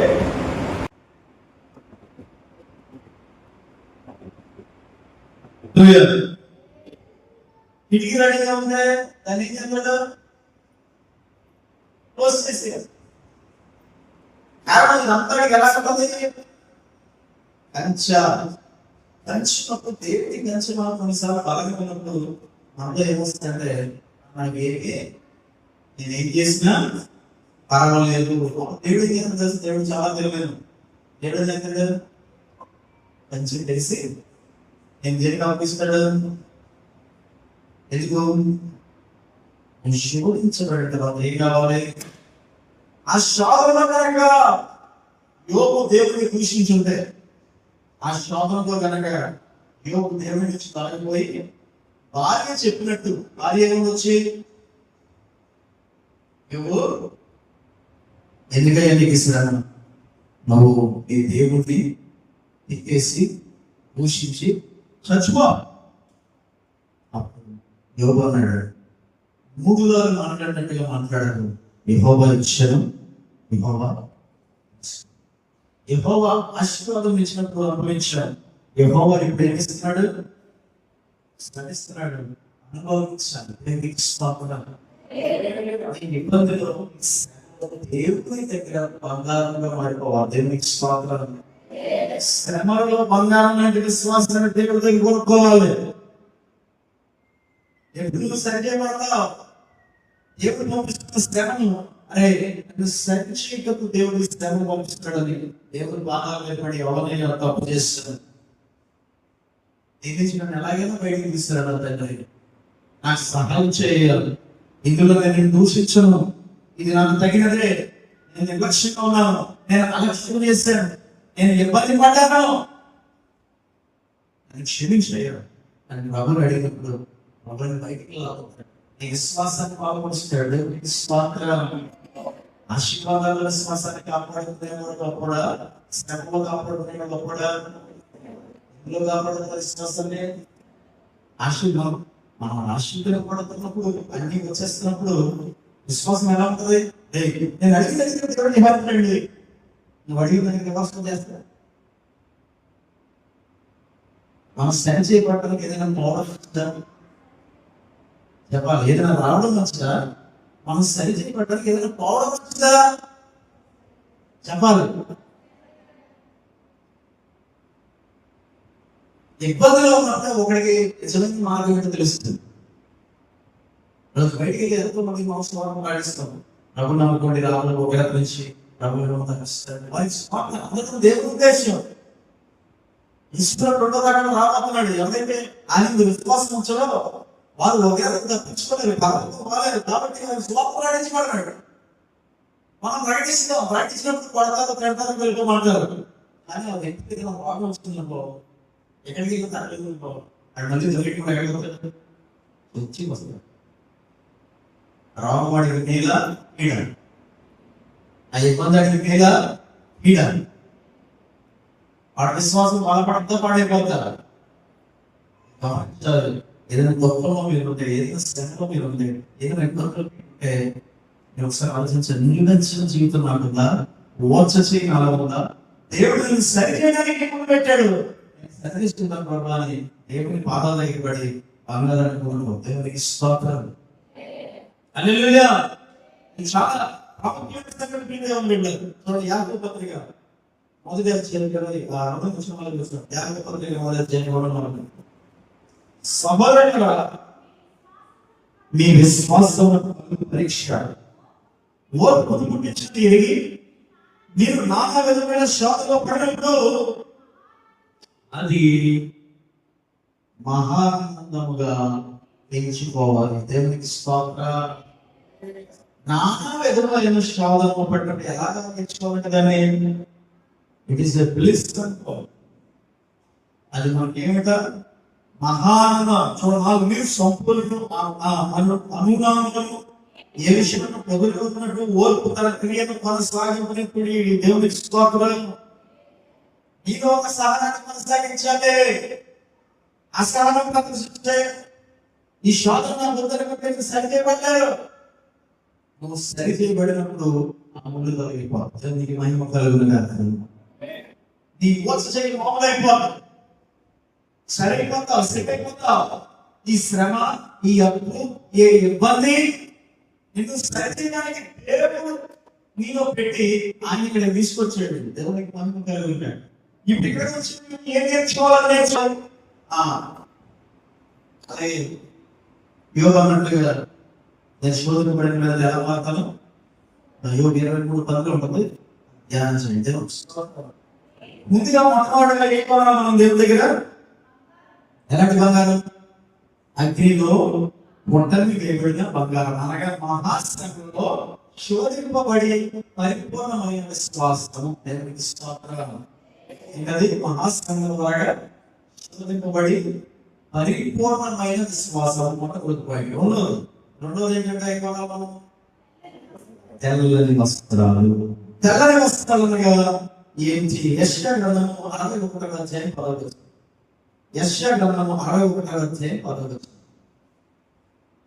61:10. శృంగారమైన బాగా ధరించుకున్న పెళ్లి కుమారుడు రీతిగా, ఆభరణంతో అలంకరించుకున్న పెళ్లి కుమార్తె రీతిగా ఆయన రక్షణ వస్త్రములను ధరింపజేస్తున్నాడు. నీతి అను భయపడటం నాకు ధరింపజేస్తున్నాడు. తెల్లని వస్త్రం అనగా రక్షణ వస్త్రం. దేవునికి రక్షణ రక్షణ వస్త్రాలు అంటే ఎంతమంది యేసు ప్రభు దేవుడు అంగీకరిస్తున్నాడు? యేసు ప్రభు దేవుడు అని మేము నమ్ముతున్నాము. నీకేదన్నట్టు ఇప్పుడు పాయింట్ ఏంటంటే ఆ రక్షణ వస్త్రాలు తెల్లబడుతుంది లేదా? ఇప్పుడు నేను బయటకు డ్రెస్ కొన్నాను. కొన్నప్పుడు నువ్వు ఎలా ఉంటుంది? వేసుకొచ్చాను తెల్లగా కదా. ఇలాగే ఈ రోజంతా వేసుకుని ఇప్పుతాను. ఇలాగే ఉంటుందా? ఏమవుతుంది? నేను ఒక వారం వేసుకున్నాను. ఏమవుతుంది? సంవత్సరం వేసుకున్నాను. ఏమవుతుంది? ఇది తెల్లని వస్త్రమే కానీ ఎలా మారిపోతుంది? ఎందుకు మారిపోతుంది? బయట బొమ్మ వచ్చి అంటుకుంటుంది కనుక ఏమైపోతుంది? ఇప్పుడు దేవుడికి రక్షణ వస్త్రం ఇచ్చాడు. నల్లగా ఉపయోగించడం ఆ రక్షణ వస్త్రాలు ఎప్పుడైతే లోపం మాలిన్యం అనుకుంటుందో అదేమవుతుంది? తెల్లగా డాపుపడటం. మాలిన్యం కనిపించుకోకపోతే డాపుపడదు, అలాగే ఉంటుంది. కానీ మాలిన్యం అంటిత ఏం పడబడుతుంది? ఏం చేయాలి? ప్రకటన 7 వచ్చాయి, ప్రకటన 7 వచ్చాయి, 14 వచ్చాయి. ప్రకటన 7:14. అయ్యా చెప్పాను, మీరు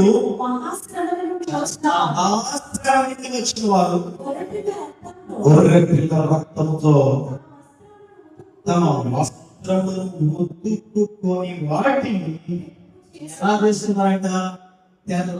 కనిపిస్తున్నారు. దేవునికి స్తోత్రం. మనకి ఇచ్చిన రక్షణ వస్త్రాలు అర్థమైతే యేసు రక్తం దగ్గరికి వచ్చి ఆ రక్తంతో మన వస్త్రాలను తెల్లగా ఉతుక్కోవాలి. దేవునికి స్తోత్రం. ఆయన దగ్గర ఒప్పుకుని ఆయన రాయించాడు. ఇందాక మన పాయింట్ ఎక్కడి నుంచి వచ్చారంట? వారంతా మహాశ్రమం నుండి వచ్చారంట. ఎక్కడి నుంచి? మహాశ్రమం ద్వారా నీ విశ్వాసం పరిశుద్ధపరచుకుంటూ పరిపూర్ణమవుతూ నీ పాపములను క్రీస్తు రక్తం ద్వారా కడగలుగుకోవాలి. ఇంకా ఎవరైనా క్రీస్తు రక్తంలో కడగబడకపోతే, క్రీస్తు స్వంత రక్షణను అంగీకరించకపోతే మీరు మొట్టమొదటి దేవుడని, ఆయనే దేవుడని అంగీకరించి అయ్యా రక్షణను నమ్ముతున్నాను, నా హృదయం చేర్చుకున్నాను ఆశపడి ఆయన దగ్గర ఒప్పుకుంటే మన పాపములను ఆయన నమ్మదగిన వాడి దగ్గర క్షమించి రక్షణ వస్త్రాలు ఇస్తాడు. దేవునికి స్తోత్రం. ఒకవేళ రక్షణ వస్త్రాలు కలిగి ఉంటే మీరే వాటికి మాలిన్యం చేసుకుంటే, మలినపరుచుకుంటే ప్రభు అంటున్నాడు, నా రక్తం సిద్ధముగా ఉన్నది, నా దగ్గర పశ్చాత్తాపడితే వాటిని నువ్వు ఆ రక్తం ద్వారా తెల్లగా ఉతుక్కోవచ్చు. దేవునికి స్తోత్రం. ఎలా ఉతుక్కోవచ్చు? ఈ మాట అయితే సబ్బు వదిలితే ఎలాగ, కానీ పాపాలు రక్తంతో వెతుక్కోవాలి. దేవునికి స్తోత్రం. ఏ రక్తంతో? మేక రక్తం, ఇళ్ళ రక్తం, గొడ్డ రక్తంతో కాదు. ఆ రక్తంలో శక్తి ఉండదు, ఆ రక్తంలో విడుదల ఉండదు. తీసుకెళ్ళి పొట్టేలు బలిచిన ఏ ఆవుని గోవుని బలిచిన ఎందుకు అది నువ్వు పొషిగా బతుకుతుంది, నువ్వు పెంచితే ఎదుగుతుంది, నువ్వు సంపదే సాధ్యలేదు. దానిలో ఏ బాబు శక్తి లేడు. నీ కొరకు ప్రాణం పెట్టిన యేసయ్య సాక్షాత్ పరలోకం నుంచి దిగి వచ్చి మాలిన్యం అంటానికి పాపం అంటే రక్తాన్ని చిందించాడు కనుక పాపములు కడిగే శక్తి యేసు రక్తం తప్ప మరి ఏ రక్తానికి లేదు. దేవునికి స్తోత్రం. ఆ రక్తం కనుక ఆయన రక్తంలో నీ పాపములు నీ వస్త్రాలు ఏం చేయకు ఉతుక్కుని తెల్లగా చేసుకో. గమనించండి 51వ కీర్తనలో దావీదు అంటున్నాడు, జిగటగలా ఊపిరి పడి ఉండగా నా అడుగులు స్థిరపరచి నిలిపితివయ్యా. హిస్సోపుతో నన్ను కడుగుము యేసయ్యా, హిమము కంటెను తెల్లగా మార్చయ్యా. నీకేది చెల్లింతు నా మంచి యేసయ్యా. ప్రేమ కరుణ నీ కృప చాలు, ప్రేమ కరుణ నీ కృప చాలు, చాలునయ్యా చాలునయ్యా.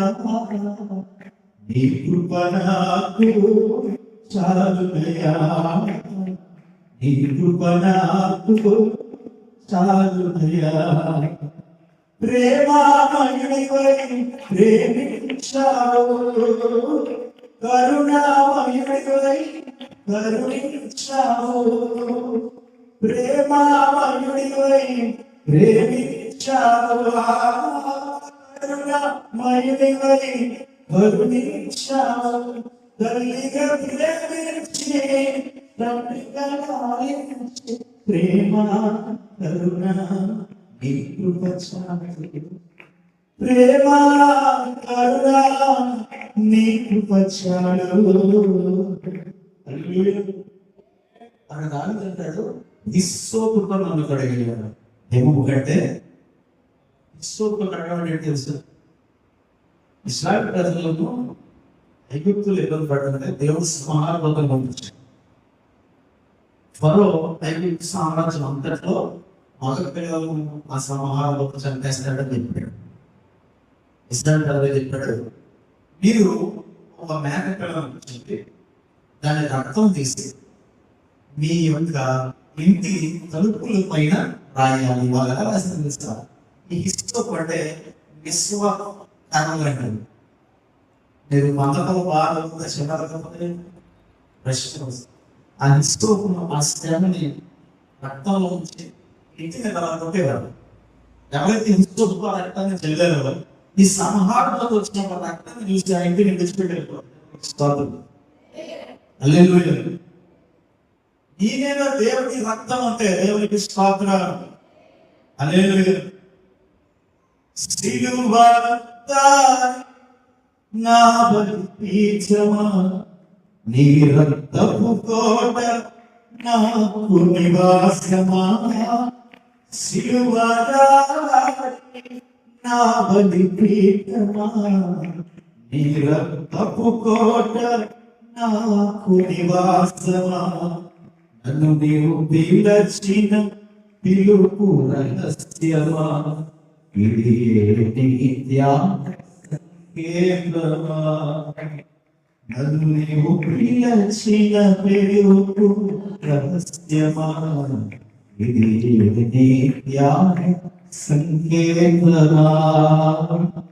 శ్రీమంతుడా యేసయ్యా, ఆత్మకు అభిషేకమా, నా అభినయ సంకీర్తమా. హల్లెలూయా. ఆయన రక్తపు కోట మనకేంటంటే నివాసం. ఆయన రక్తంలో ఎవరైతే తమ పడుకుంటారో ఉన్నాడు కదా, వాళ్ళ వస్త్రాలు ఎలా ఉంటాయి? వారి క్రియలు నీతిగా ఉంటాయి. అదే ప్రకటన 19 వచ్చే 8వ వచనం, ప్రకటన 19:8. మరియు ధరించుటకు ఆమె ధరించుకోటకు ప్రకాశములను నిర్మలములైన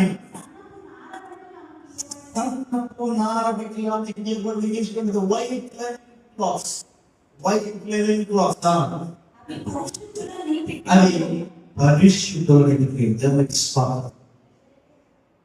రక్షణ వస్త్రములుగా నీతి వస్త్రములుగా అయితే పరిశుద్ధులు చేసే నీతి క్రియలు మోసమైపోతే చెయ్యి మోసమైపోతే క్రియలు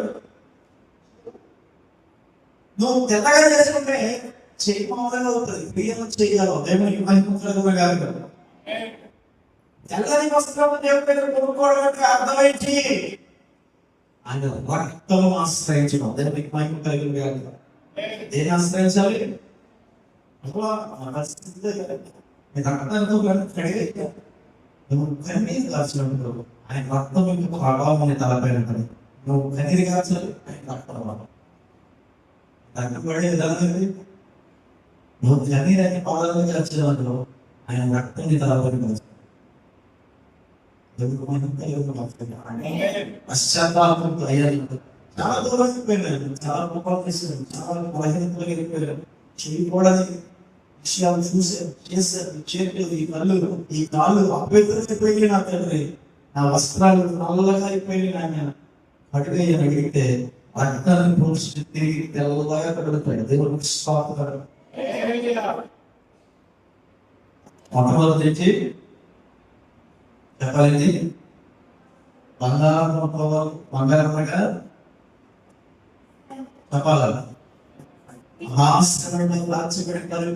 విశ్వాసం రెండోది తెల్లని వస్తున్నారు తెల్లని వస్తున్నాగా పరిశుద్ధత ఏంటి హోలీనెస్ నీకు కావాల్సిన మూడవది ఏంటి నీ కళ్ళకు ఏం కావాలంట ఆటుకారు ఆటుకుంటే ఇలా చెప్పిన కాదు కాదు ఇంగ్లీష్ లో రాశారు anoint your eyes with eye salve. Anoint your eyes with eye salve. ఈ లగదోకి అనే ప్రాంతంలో కంటికి కావాల్సిన మందులు తయారు చేసేవారు అక్కడ కళ్ళకున్న సమస్యలు పోవడానికి మందులు తయారు చేసేవారు అది పాత్రలాగా ఉండేది పేస్ట్ లాగా చేసేవారు ఆ పేస్ట్ కి తల రాసిన ఉంటే కళ్ళలో వచ్చిన తలలో వచ్చిన ఆ గెడ కంటి దిష్టి అనేది బాగుపడేది ఆ లవదోకి అనే ప్రాంతంలో కంటికి కావాల్సిన మెడ్స్ తయారు చేసే ప్రాంతం కనుక ఇది లవదోక్యాలను సంతానికి దేవుడు రాస్తున్నాడు కనుక వాడికి అలాగే అర్థం రాస్తున్నాడు గురువు కాటికి తయారు చేసి మీ కళ్ళను పెట్టుకోవడం కావాలన్నా మీ కాటితో పర్లేదు నా దగ్గర మీరు కాటు కొనుక్కోవాలి దేవుడికి స్వాగతం ఏంటి నా దగ్గర కాటు కొనుక్కోవడం ఇంకా కాటుగా ఎందుకా కాటుగా వాటికి ఎందుకు అవసరమైంది కళ్ళకు మధ్య ఎందుకు అవసరమైంది అంటే ఇది స్పిరిచువల్ లైఫ్నెస్ కి సంబంధించింది అనగా ఆత్మీయమైన వృత్తిదనము ఏంటది ఆత్మీయమైన కనులుండి అవివేకినై నేను చూడకనే పుట్టినే కనులుండి అవివేకినై నేను చూడకనే పుట్టినే ఆత్మీయ కన్నులను నాకు దయచేయుము యేసయ్యా ఆత్మీయ కన్నులను నాకు దయచేయుము యేసయ్యా నీతో మాట్లాడు నేర్పయా నిన్ను స్తుతించుట నేర్పయా నీ ఉపకారములను మరువకుండా స్తుతించుట నేర్పయా.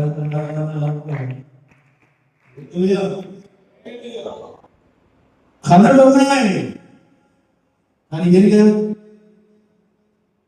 దృష్టికి లేదు. కళ్ళు కనబడుతున్నాయి కానీ చూడలేకపోతున్నారు.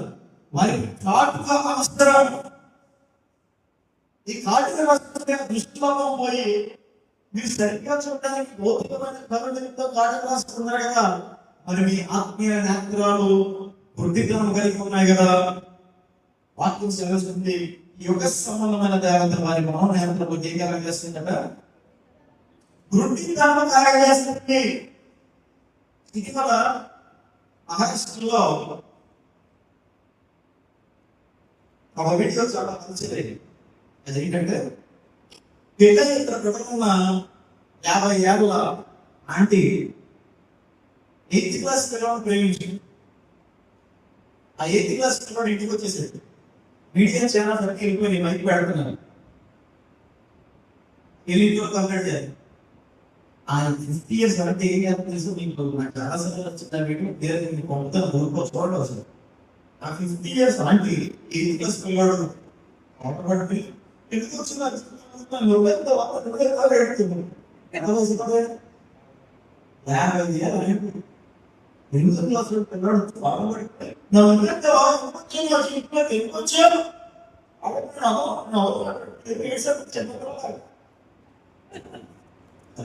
పోయి అక్కడ వయసు ఎంత, నీ వయసు ఎంత, నేను మాట్లాడుకుంటా ఆడికి వయసులో కేపించిన ఆడపిల్లవారు కదా పుణ్యాంతంటే వీడియో తీస్తారు, ఎలిగినంత సెపరేట్ చేసి అంటే కళ్ళు కనపడుతున్నాయి, నీ కళ్ళు కనపడుతున్నాయి. వాడు 8th క్లాస్ అని తెలుసు, టాప్ ఉంది కళ్ళు కనపడట్లా. వాడు 8th క్లాస్ అయితే ఫ్యూచర్ లో 2nd క్లాస్ లో ప్రేమించలేదు. ఏంటి ఈ నెలలో 25 మంది ఆడవాళ్ళు 20 మంది భర్తలు చంపేశారు దేశం కాదు. ఈ నెల హైలైట్ ఏంటి? వాట్ ఈస్ జులై నెల హైలైట్ ఏంటి? జూలై నెల హైలైట్ ఏంటి? ఇండియాలో 20 మంది ఆడవాళ్ళు 20 మంది భర్తలు చంపారు. ఆంధ్రలో, తెలంగాణలో, మహారాష్ట్రలో అన్ని స్టేట్ జరిగింది. అందరూ పోటీ పడి చదువుకున్నారు. హైదరాబాద్ ఈ వారంలో పోటీ పడి అతను చంపేశారు భార్య పోటీ పడి. ఈ జీవన హైలైట్ అదే. ఎందుకు ఆలోచిస్తే పెద్ద స్టోరీ ఒకటి ఉంది. 10వ క్లాసులో నీకు కవితలు పట్టుకుంటే ఏం చేస్తుంది తెలియదు, తర్వాత సమానం తెలియదా, చంపేటప్పుడు తెలియదు. చంపిన తర్వాత ఎలా చూడాలనుకున్నాం, ఎలా చంపేస్తున్నాం? నీకు కవి కనపడుతున్నాయి, ఏకలు కనపడతా, ఏకలు కనపడతా ఆత్మీయ నేత్రాలు. అందుకే చెప్పుకుంటాడు ఆ కాల్చిన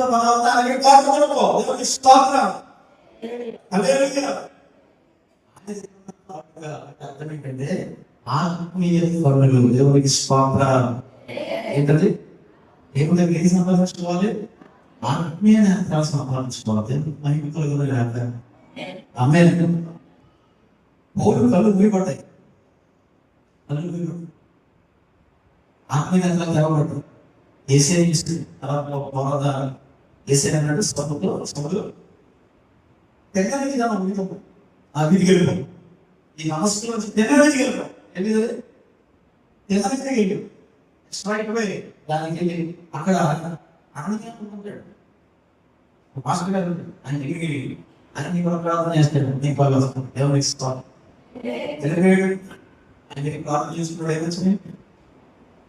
ఆత్మీయ నేత్రాలు రావాలి అనుకున్న వాడు దేవుడు చెప్పే మాటలు దయచేసి మాటలు తెచ్చి ఉపదేశాలు లోబడకపోతే ఈ బాగా కనపడతాయి. ఏం కనపడవు? పాపం ఉందని ఉంటాయి, ఎక్కువే కాదు. అదే వివేచన gift of discerning, gift of discerning అదొక వరం. అక్కడ కనుక విషయం కలిసి ఒక వరం. నేను దేవుడు పొందబడ్డ అన్ని విషయాలు చాలా విషయాలు అభివృద్ధి గురించి నేను ముందే చెప్పేస్తా ఉన్నాను. భాస్కర్ నీకు చెప్పాను, అసలు చెప్పను. భాస్కర్ గారు చెప్పారు కదా, ఎవరు భాస్కర్ గారు ఇది అంత బాగున్నాడండి నేను చెప్తాను. అదే వారం కోటకి జరగదు అది జరుగుతుంది. ఆడి బాబు ఉన్నాడు, ఆడిలా ఉన్నాడు, చుట్టూ కొడతాడు.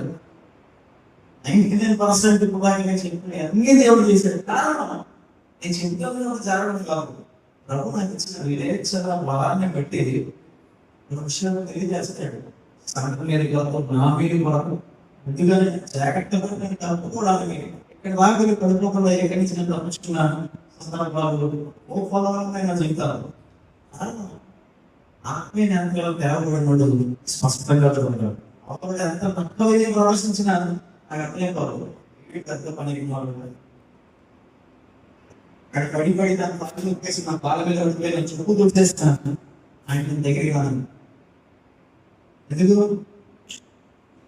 అది పులికి నాకు తెలుసు. ఎందుకంటే నేను భౌతికమైన జ్ఞానంతో చూడను. నేను ఇచ్చిన ఆత్మీయ జ్ఞానంతో వస్తున్నాను. పాపం ఉన్నాడు, ఈ మాట్లాడగల భావం ఏంటి, చింతనగల భావం ఏంటి నాకు అర్థంపోతా ఉంటుంది. నవ్వుతా ఉంటాను. ఆడ పరిస్థితి ఆ పరిస్థితిని బట్టి నేను బిహేవ్ చేస్తా ఉన్నాను. ఆడనుకుంటాడు ఇది మనకు పడ్డాడు, పడ్డాడు నా చిన్నకు పడ్డాడు, ఇది నా నాటకు పడ్డాడు, నేను అలాగే బిహేవ్ చేస్తాను. ఆయన ఎక్కడ తీసుకున్నప్పుడు నేను ఎక్కడ వెళ్ళిపోతాను అబద్ధం తెలుస్తుంది. అర్థం చేయదు.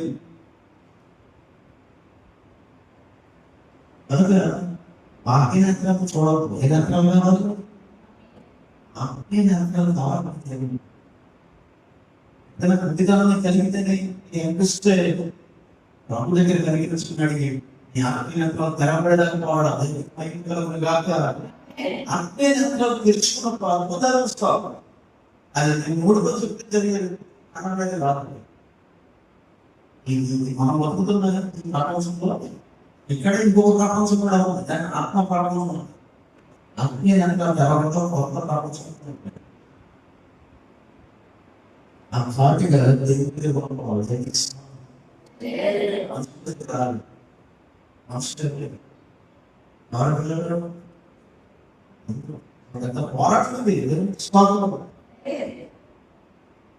అడ్డు పొందబడ్డాలంటే ఏంటంటే స్పిరిచువల్ బ్లైండ్నెస్ అంటే గర్వం, సెల్ఫ్ సఫిషియన్సీ. అంటే నేను చాలు ఆత్మీయంగా నేను ఎరగాల్సిన అవసరం లేదని మొత్తం డిసైడ్ అయిపోతారు.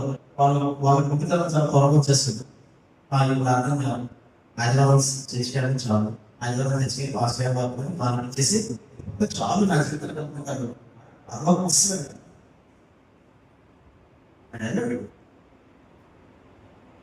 దేవుడు చూడాలనే ఆశ, అధ్యక్షుడు చూడాలని ఆశ, ఆత్మవాదం పట్ల ఆశ, పట్ల ఆశ, దర్శనం పట్ల ఆశ, పట్ల ఆశ లేదు.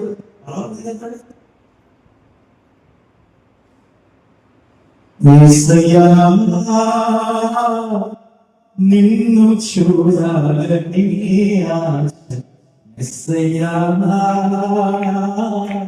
నిన్ను చేరాలని ఆశ, నిన్ను చూడాలని ఆశ,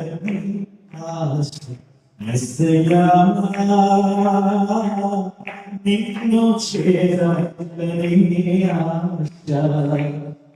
ఎవరున్నారు నాకు ఈ లోకంలో, ఎవరు నా తోడు రారు ఈ లోకంలో. ఇమ్మానుయేలైనా నా దైవం నీవేగా, ఇమ్మానుయేలైనా నా దైవం నీవేగా. యేసయ్యా నిన్ను చూడాలని ఆశ, యేసయ్యా నిన్ను చేరాలని ఆశ. అంధకారములో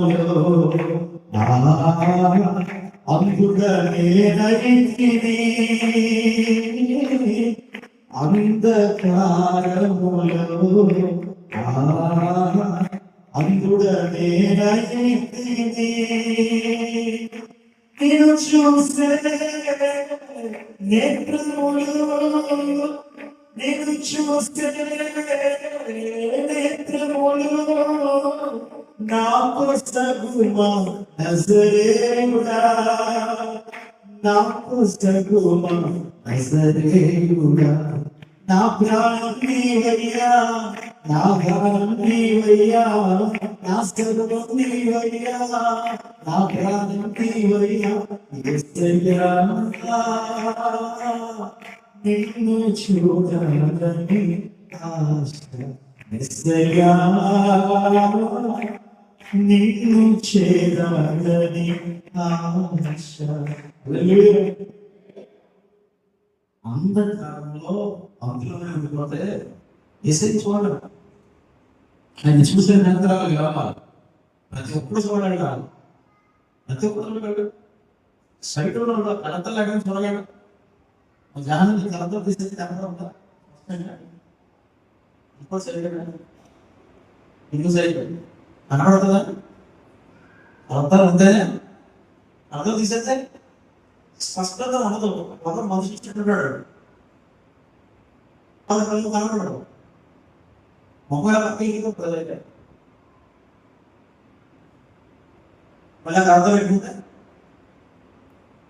కళ్ళకు పనులు ఉంటే అందత్వం ఉంటే ఏసీ చూడాలి. ఏసీ చేస్తున్నారు కూడా ఏసీకి ఎలా కనబడతాడు? ఏసీ ఎలా కనబడతాడు? సార్ శిష్యులు నెలవుగా వెళ్తున్నారు. హల్లెలూయా. అప్పుడు ఏమైందంటే తుఫాను జరగదు. ఏం జరగదు? అప్పుడు యేసయ్య అలలపై నడచిన నా యేసునా ఉన్న అంతులేని సాగరమునకు నా పేరు నీవేగా. పాడాలి. ఏదో గొప్ప తుఫాను వచ్చింది. తుఫాను చెలరే సుడిగాలులెన్నో వీచగా. తుఫాను వచ్చింది, సుడిగాలు వచ్చింది. ద్వారాన్ని యేసయ్య నడుచుకుంటూ వచ్చారు. చూసుకుంటూ చూసేమో తెలుసా? అమ్మా ఏమో చదివితే ఓదం దయ్యం, ఓదం దయ్యం అర్థమండి. అనగానే ఎందుకు ఒక్కడ కలుగుతాడు మనకి చూసి నేను నడుతున్న ప్రభావం తీసుకో సరే నడవదా కూడా తన జరిగిస్తుంది మీకు తెలుస్తుంది. ఎందుకు దేవుడు శిష్యుడే అని చేస్తే ఎలా అంటారు?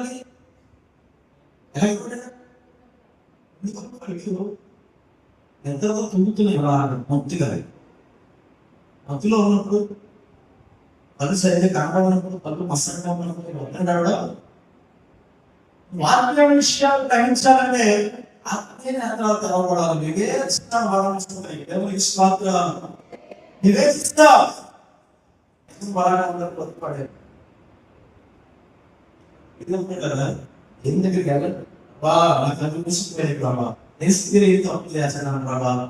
సరిగ్గా చూడలేకపోతున్నాను. ఏం చేస్తా అర్థం కాలేదు.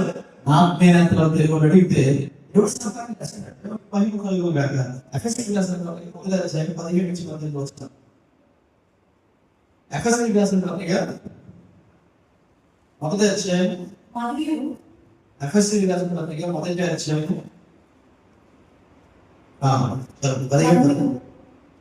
మరియు నీ మనోనేత్రము వెలిగింపబడినందున ఆయన నిరీక్షణ ఎట్టిదో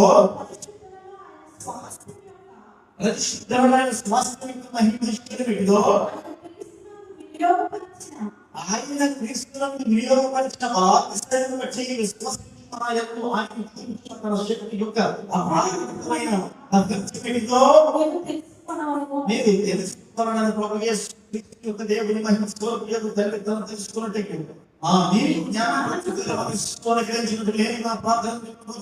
విజ్ఞాపనం చేయించిన వెలిగిపోబడతాయి కదా. అసలు పరిశుద్ధిలో మన స్వాస్థ్యం ఏంటి, మన స్థానం ఏంటి, మహిమ ఐశ్వర్యం అంటే అర్థం ఏంటి, ఆయన వరాలస్యం అంటే ఏంటి, తన శక్తి అనగా ఏంటి, మహత్యం అనగా ఏంటి, కృప అనగా ఏంటి, ప్రత్యక్ష అనగా ఏంటి, జ్ఞానం అనగా ఏంటి,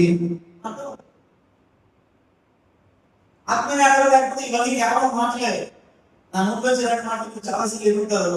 అది కేవలం భక్తి అలా వినియోగించే క్రైస్తవ ఇంటలెక్చువల్ వినియోగించే కొన్ని మాటలు అర్థం తెలుగులో చాలా మంది ప్రత్యక్షత అంటే ఏంటి అని అడిగితే ఎవరు చెప్పండి,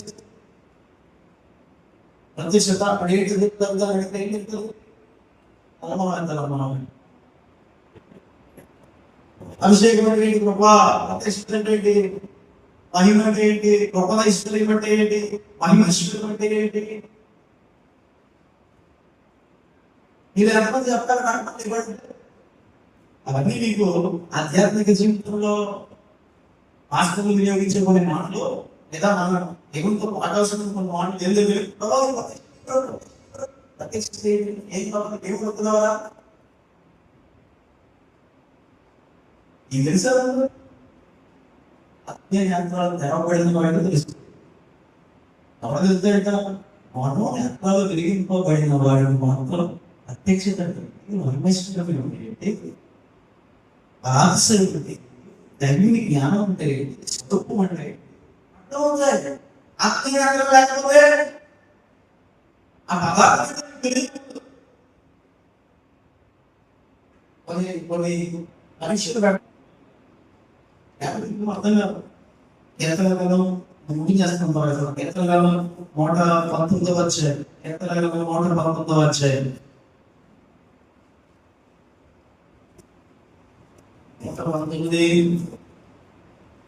119 నేను నీ ధర్మశాస్త్రం ముందు ఆశ్చర్యమైన సంగతులను చూసినట్టు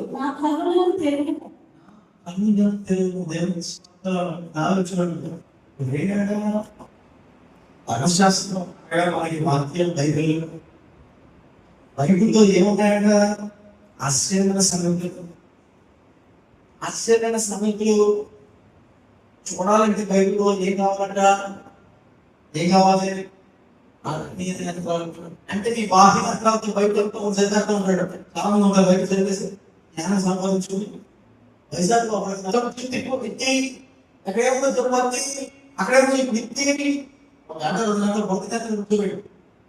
అవునా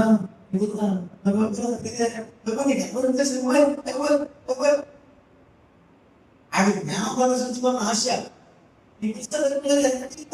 అక్కడ చూడు విత్తి ఈ బతుకుని బయట, ఈ బతుకుని బయటికి బయట ఉపయోగం ఏముంది, ఒకసారి మళ్ళీ మనం చెప్తాం అలా ఉంటాయి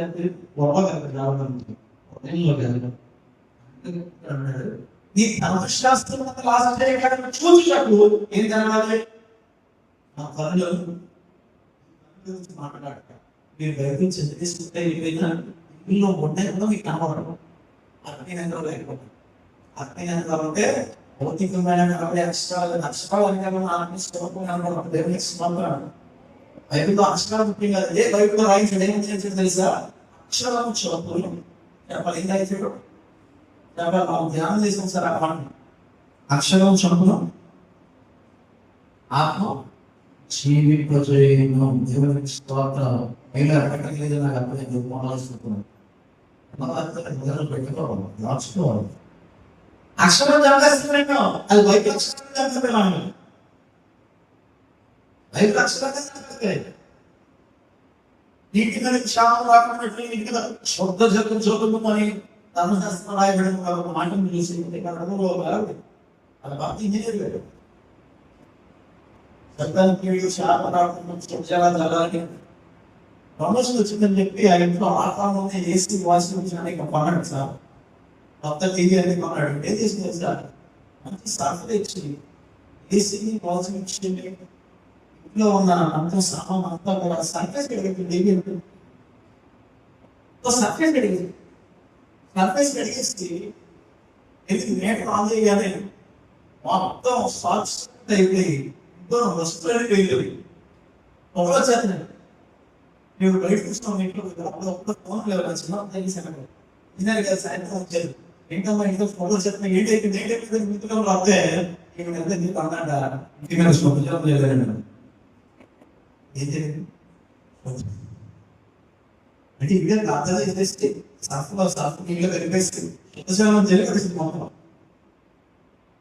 చూడంతో ప్రమోట్ చేస్తే ఇదే పెట్టిన వాషింగ్ మిషన్ పోయింది ఏసీ పోయింది టీవీ పోయింది అన్ని పోయింది ఏం చేస్తే బాగా ఏం చేస్తుంది బయట చేస్తుంది దాని వెనకాల ఆత్మస్వరూపం పెరిగింది మామూలు ఏమిటి చాలా మంది పరిస్థితి ఉంటుంది 4 ఇంటికి కూడా 4 పుస్తకాలు 4 పుస్తకాలు చెప్పేసి 4 విషయాలు చేసుకుని ఇక్కడ చెప్పారు ఆత్మీయ సంగతి ఏం చేస్తుందో ఆత్మస్వరూపం ఏం చేస్తుందో చేస్తారు భక్తుడు రాస్తున్నాడు ఈ మాట భక్తుడు రాస్తున్నాడు నీ ధర్మశాస్త్రం తెలుసుకోగల నా కరుణను కొనుక్కోండి అడగండి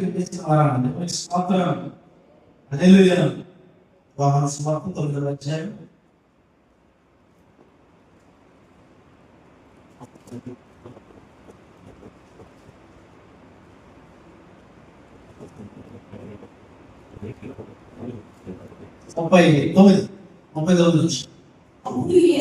అప్పుడు యేసు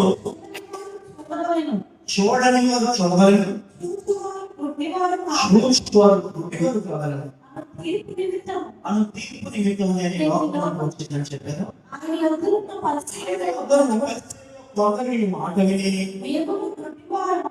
గుడ్డివారు అడిగి మీరు గుడ్డివారికి మీ పాపం లేకపోవడం చూపుతున్నామని చెప్తున్నారు కనుక మీరు పాపం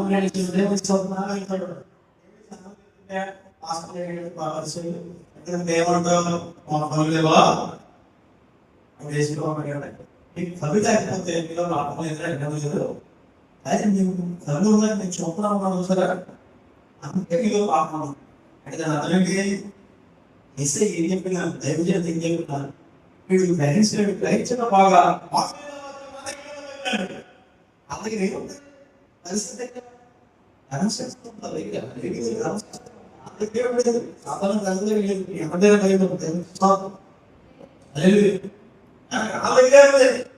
అందుకని ప్రభుత్వం పెట్టినా పక్కన చెప్తున్న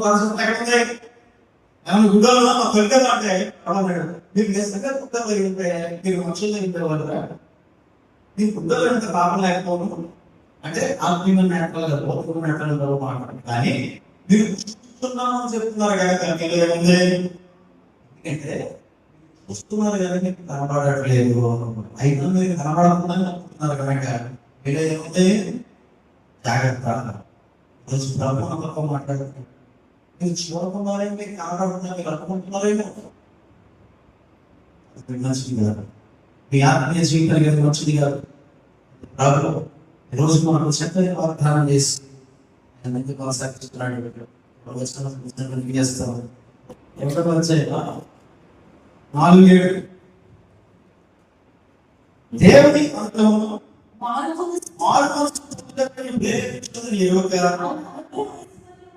ఆయన అనుగ్రహిస్తున్న సహనము దీర్ఘశాంతంతో నిగ్రహించుదువా ఈ కాటిని మార్పు కోసం హృదయం అనుసరించి ఉగ్రత అనగా దేవుని నీవే సమకూర్చుతున్నావు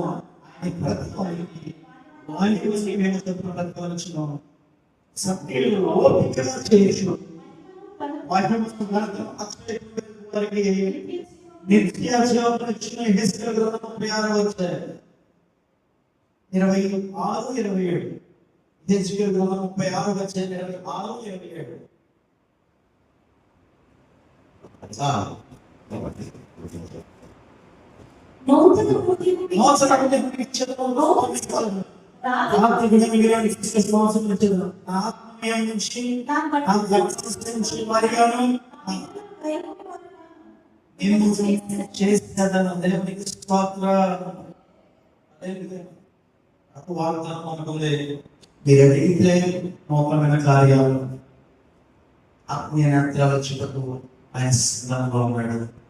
మీ వచ్చి సహజంగా ఉండవలసిన దేవుడికి పరిశుద్ధులకు సమానంగా దేవుడు చేస్తాడు. దేవుడికి స్తోత్రం. మీరు గ్రహించి ఒకరికి ఏం చేయాలి? ఒకరికి ఒకరు మీ పాపం ఒప్పుకుని ఒకరికి ఒకరు ఏం చేయాలి? రెండవది ఏం చేయాలి? దేవుని దగ్గర బంగారం కొనాలి.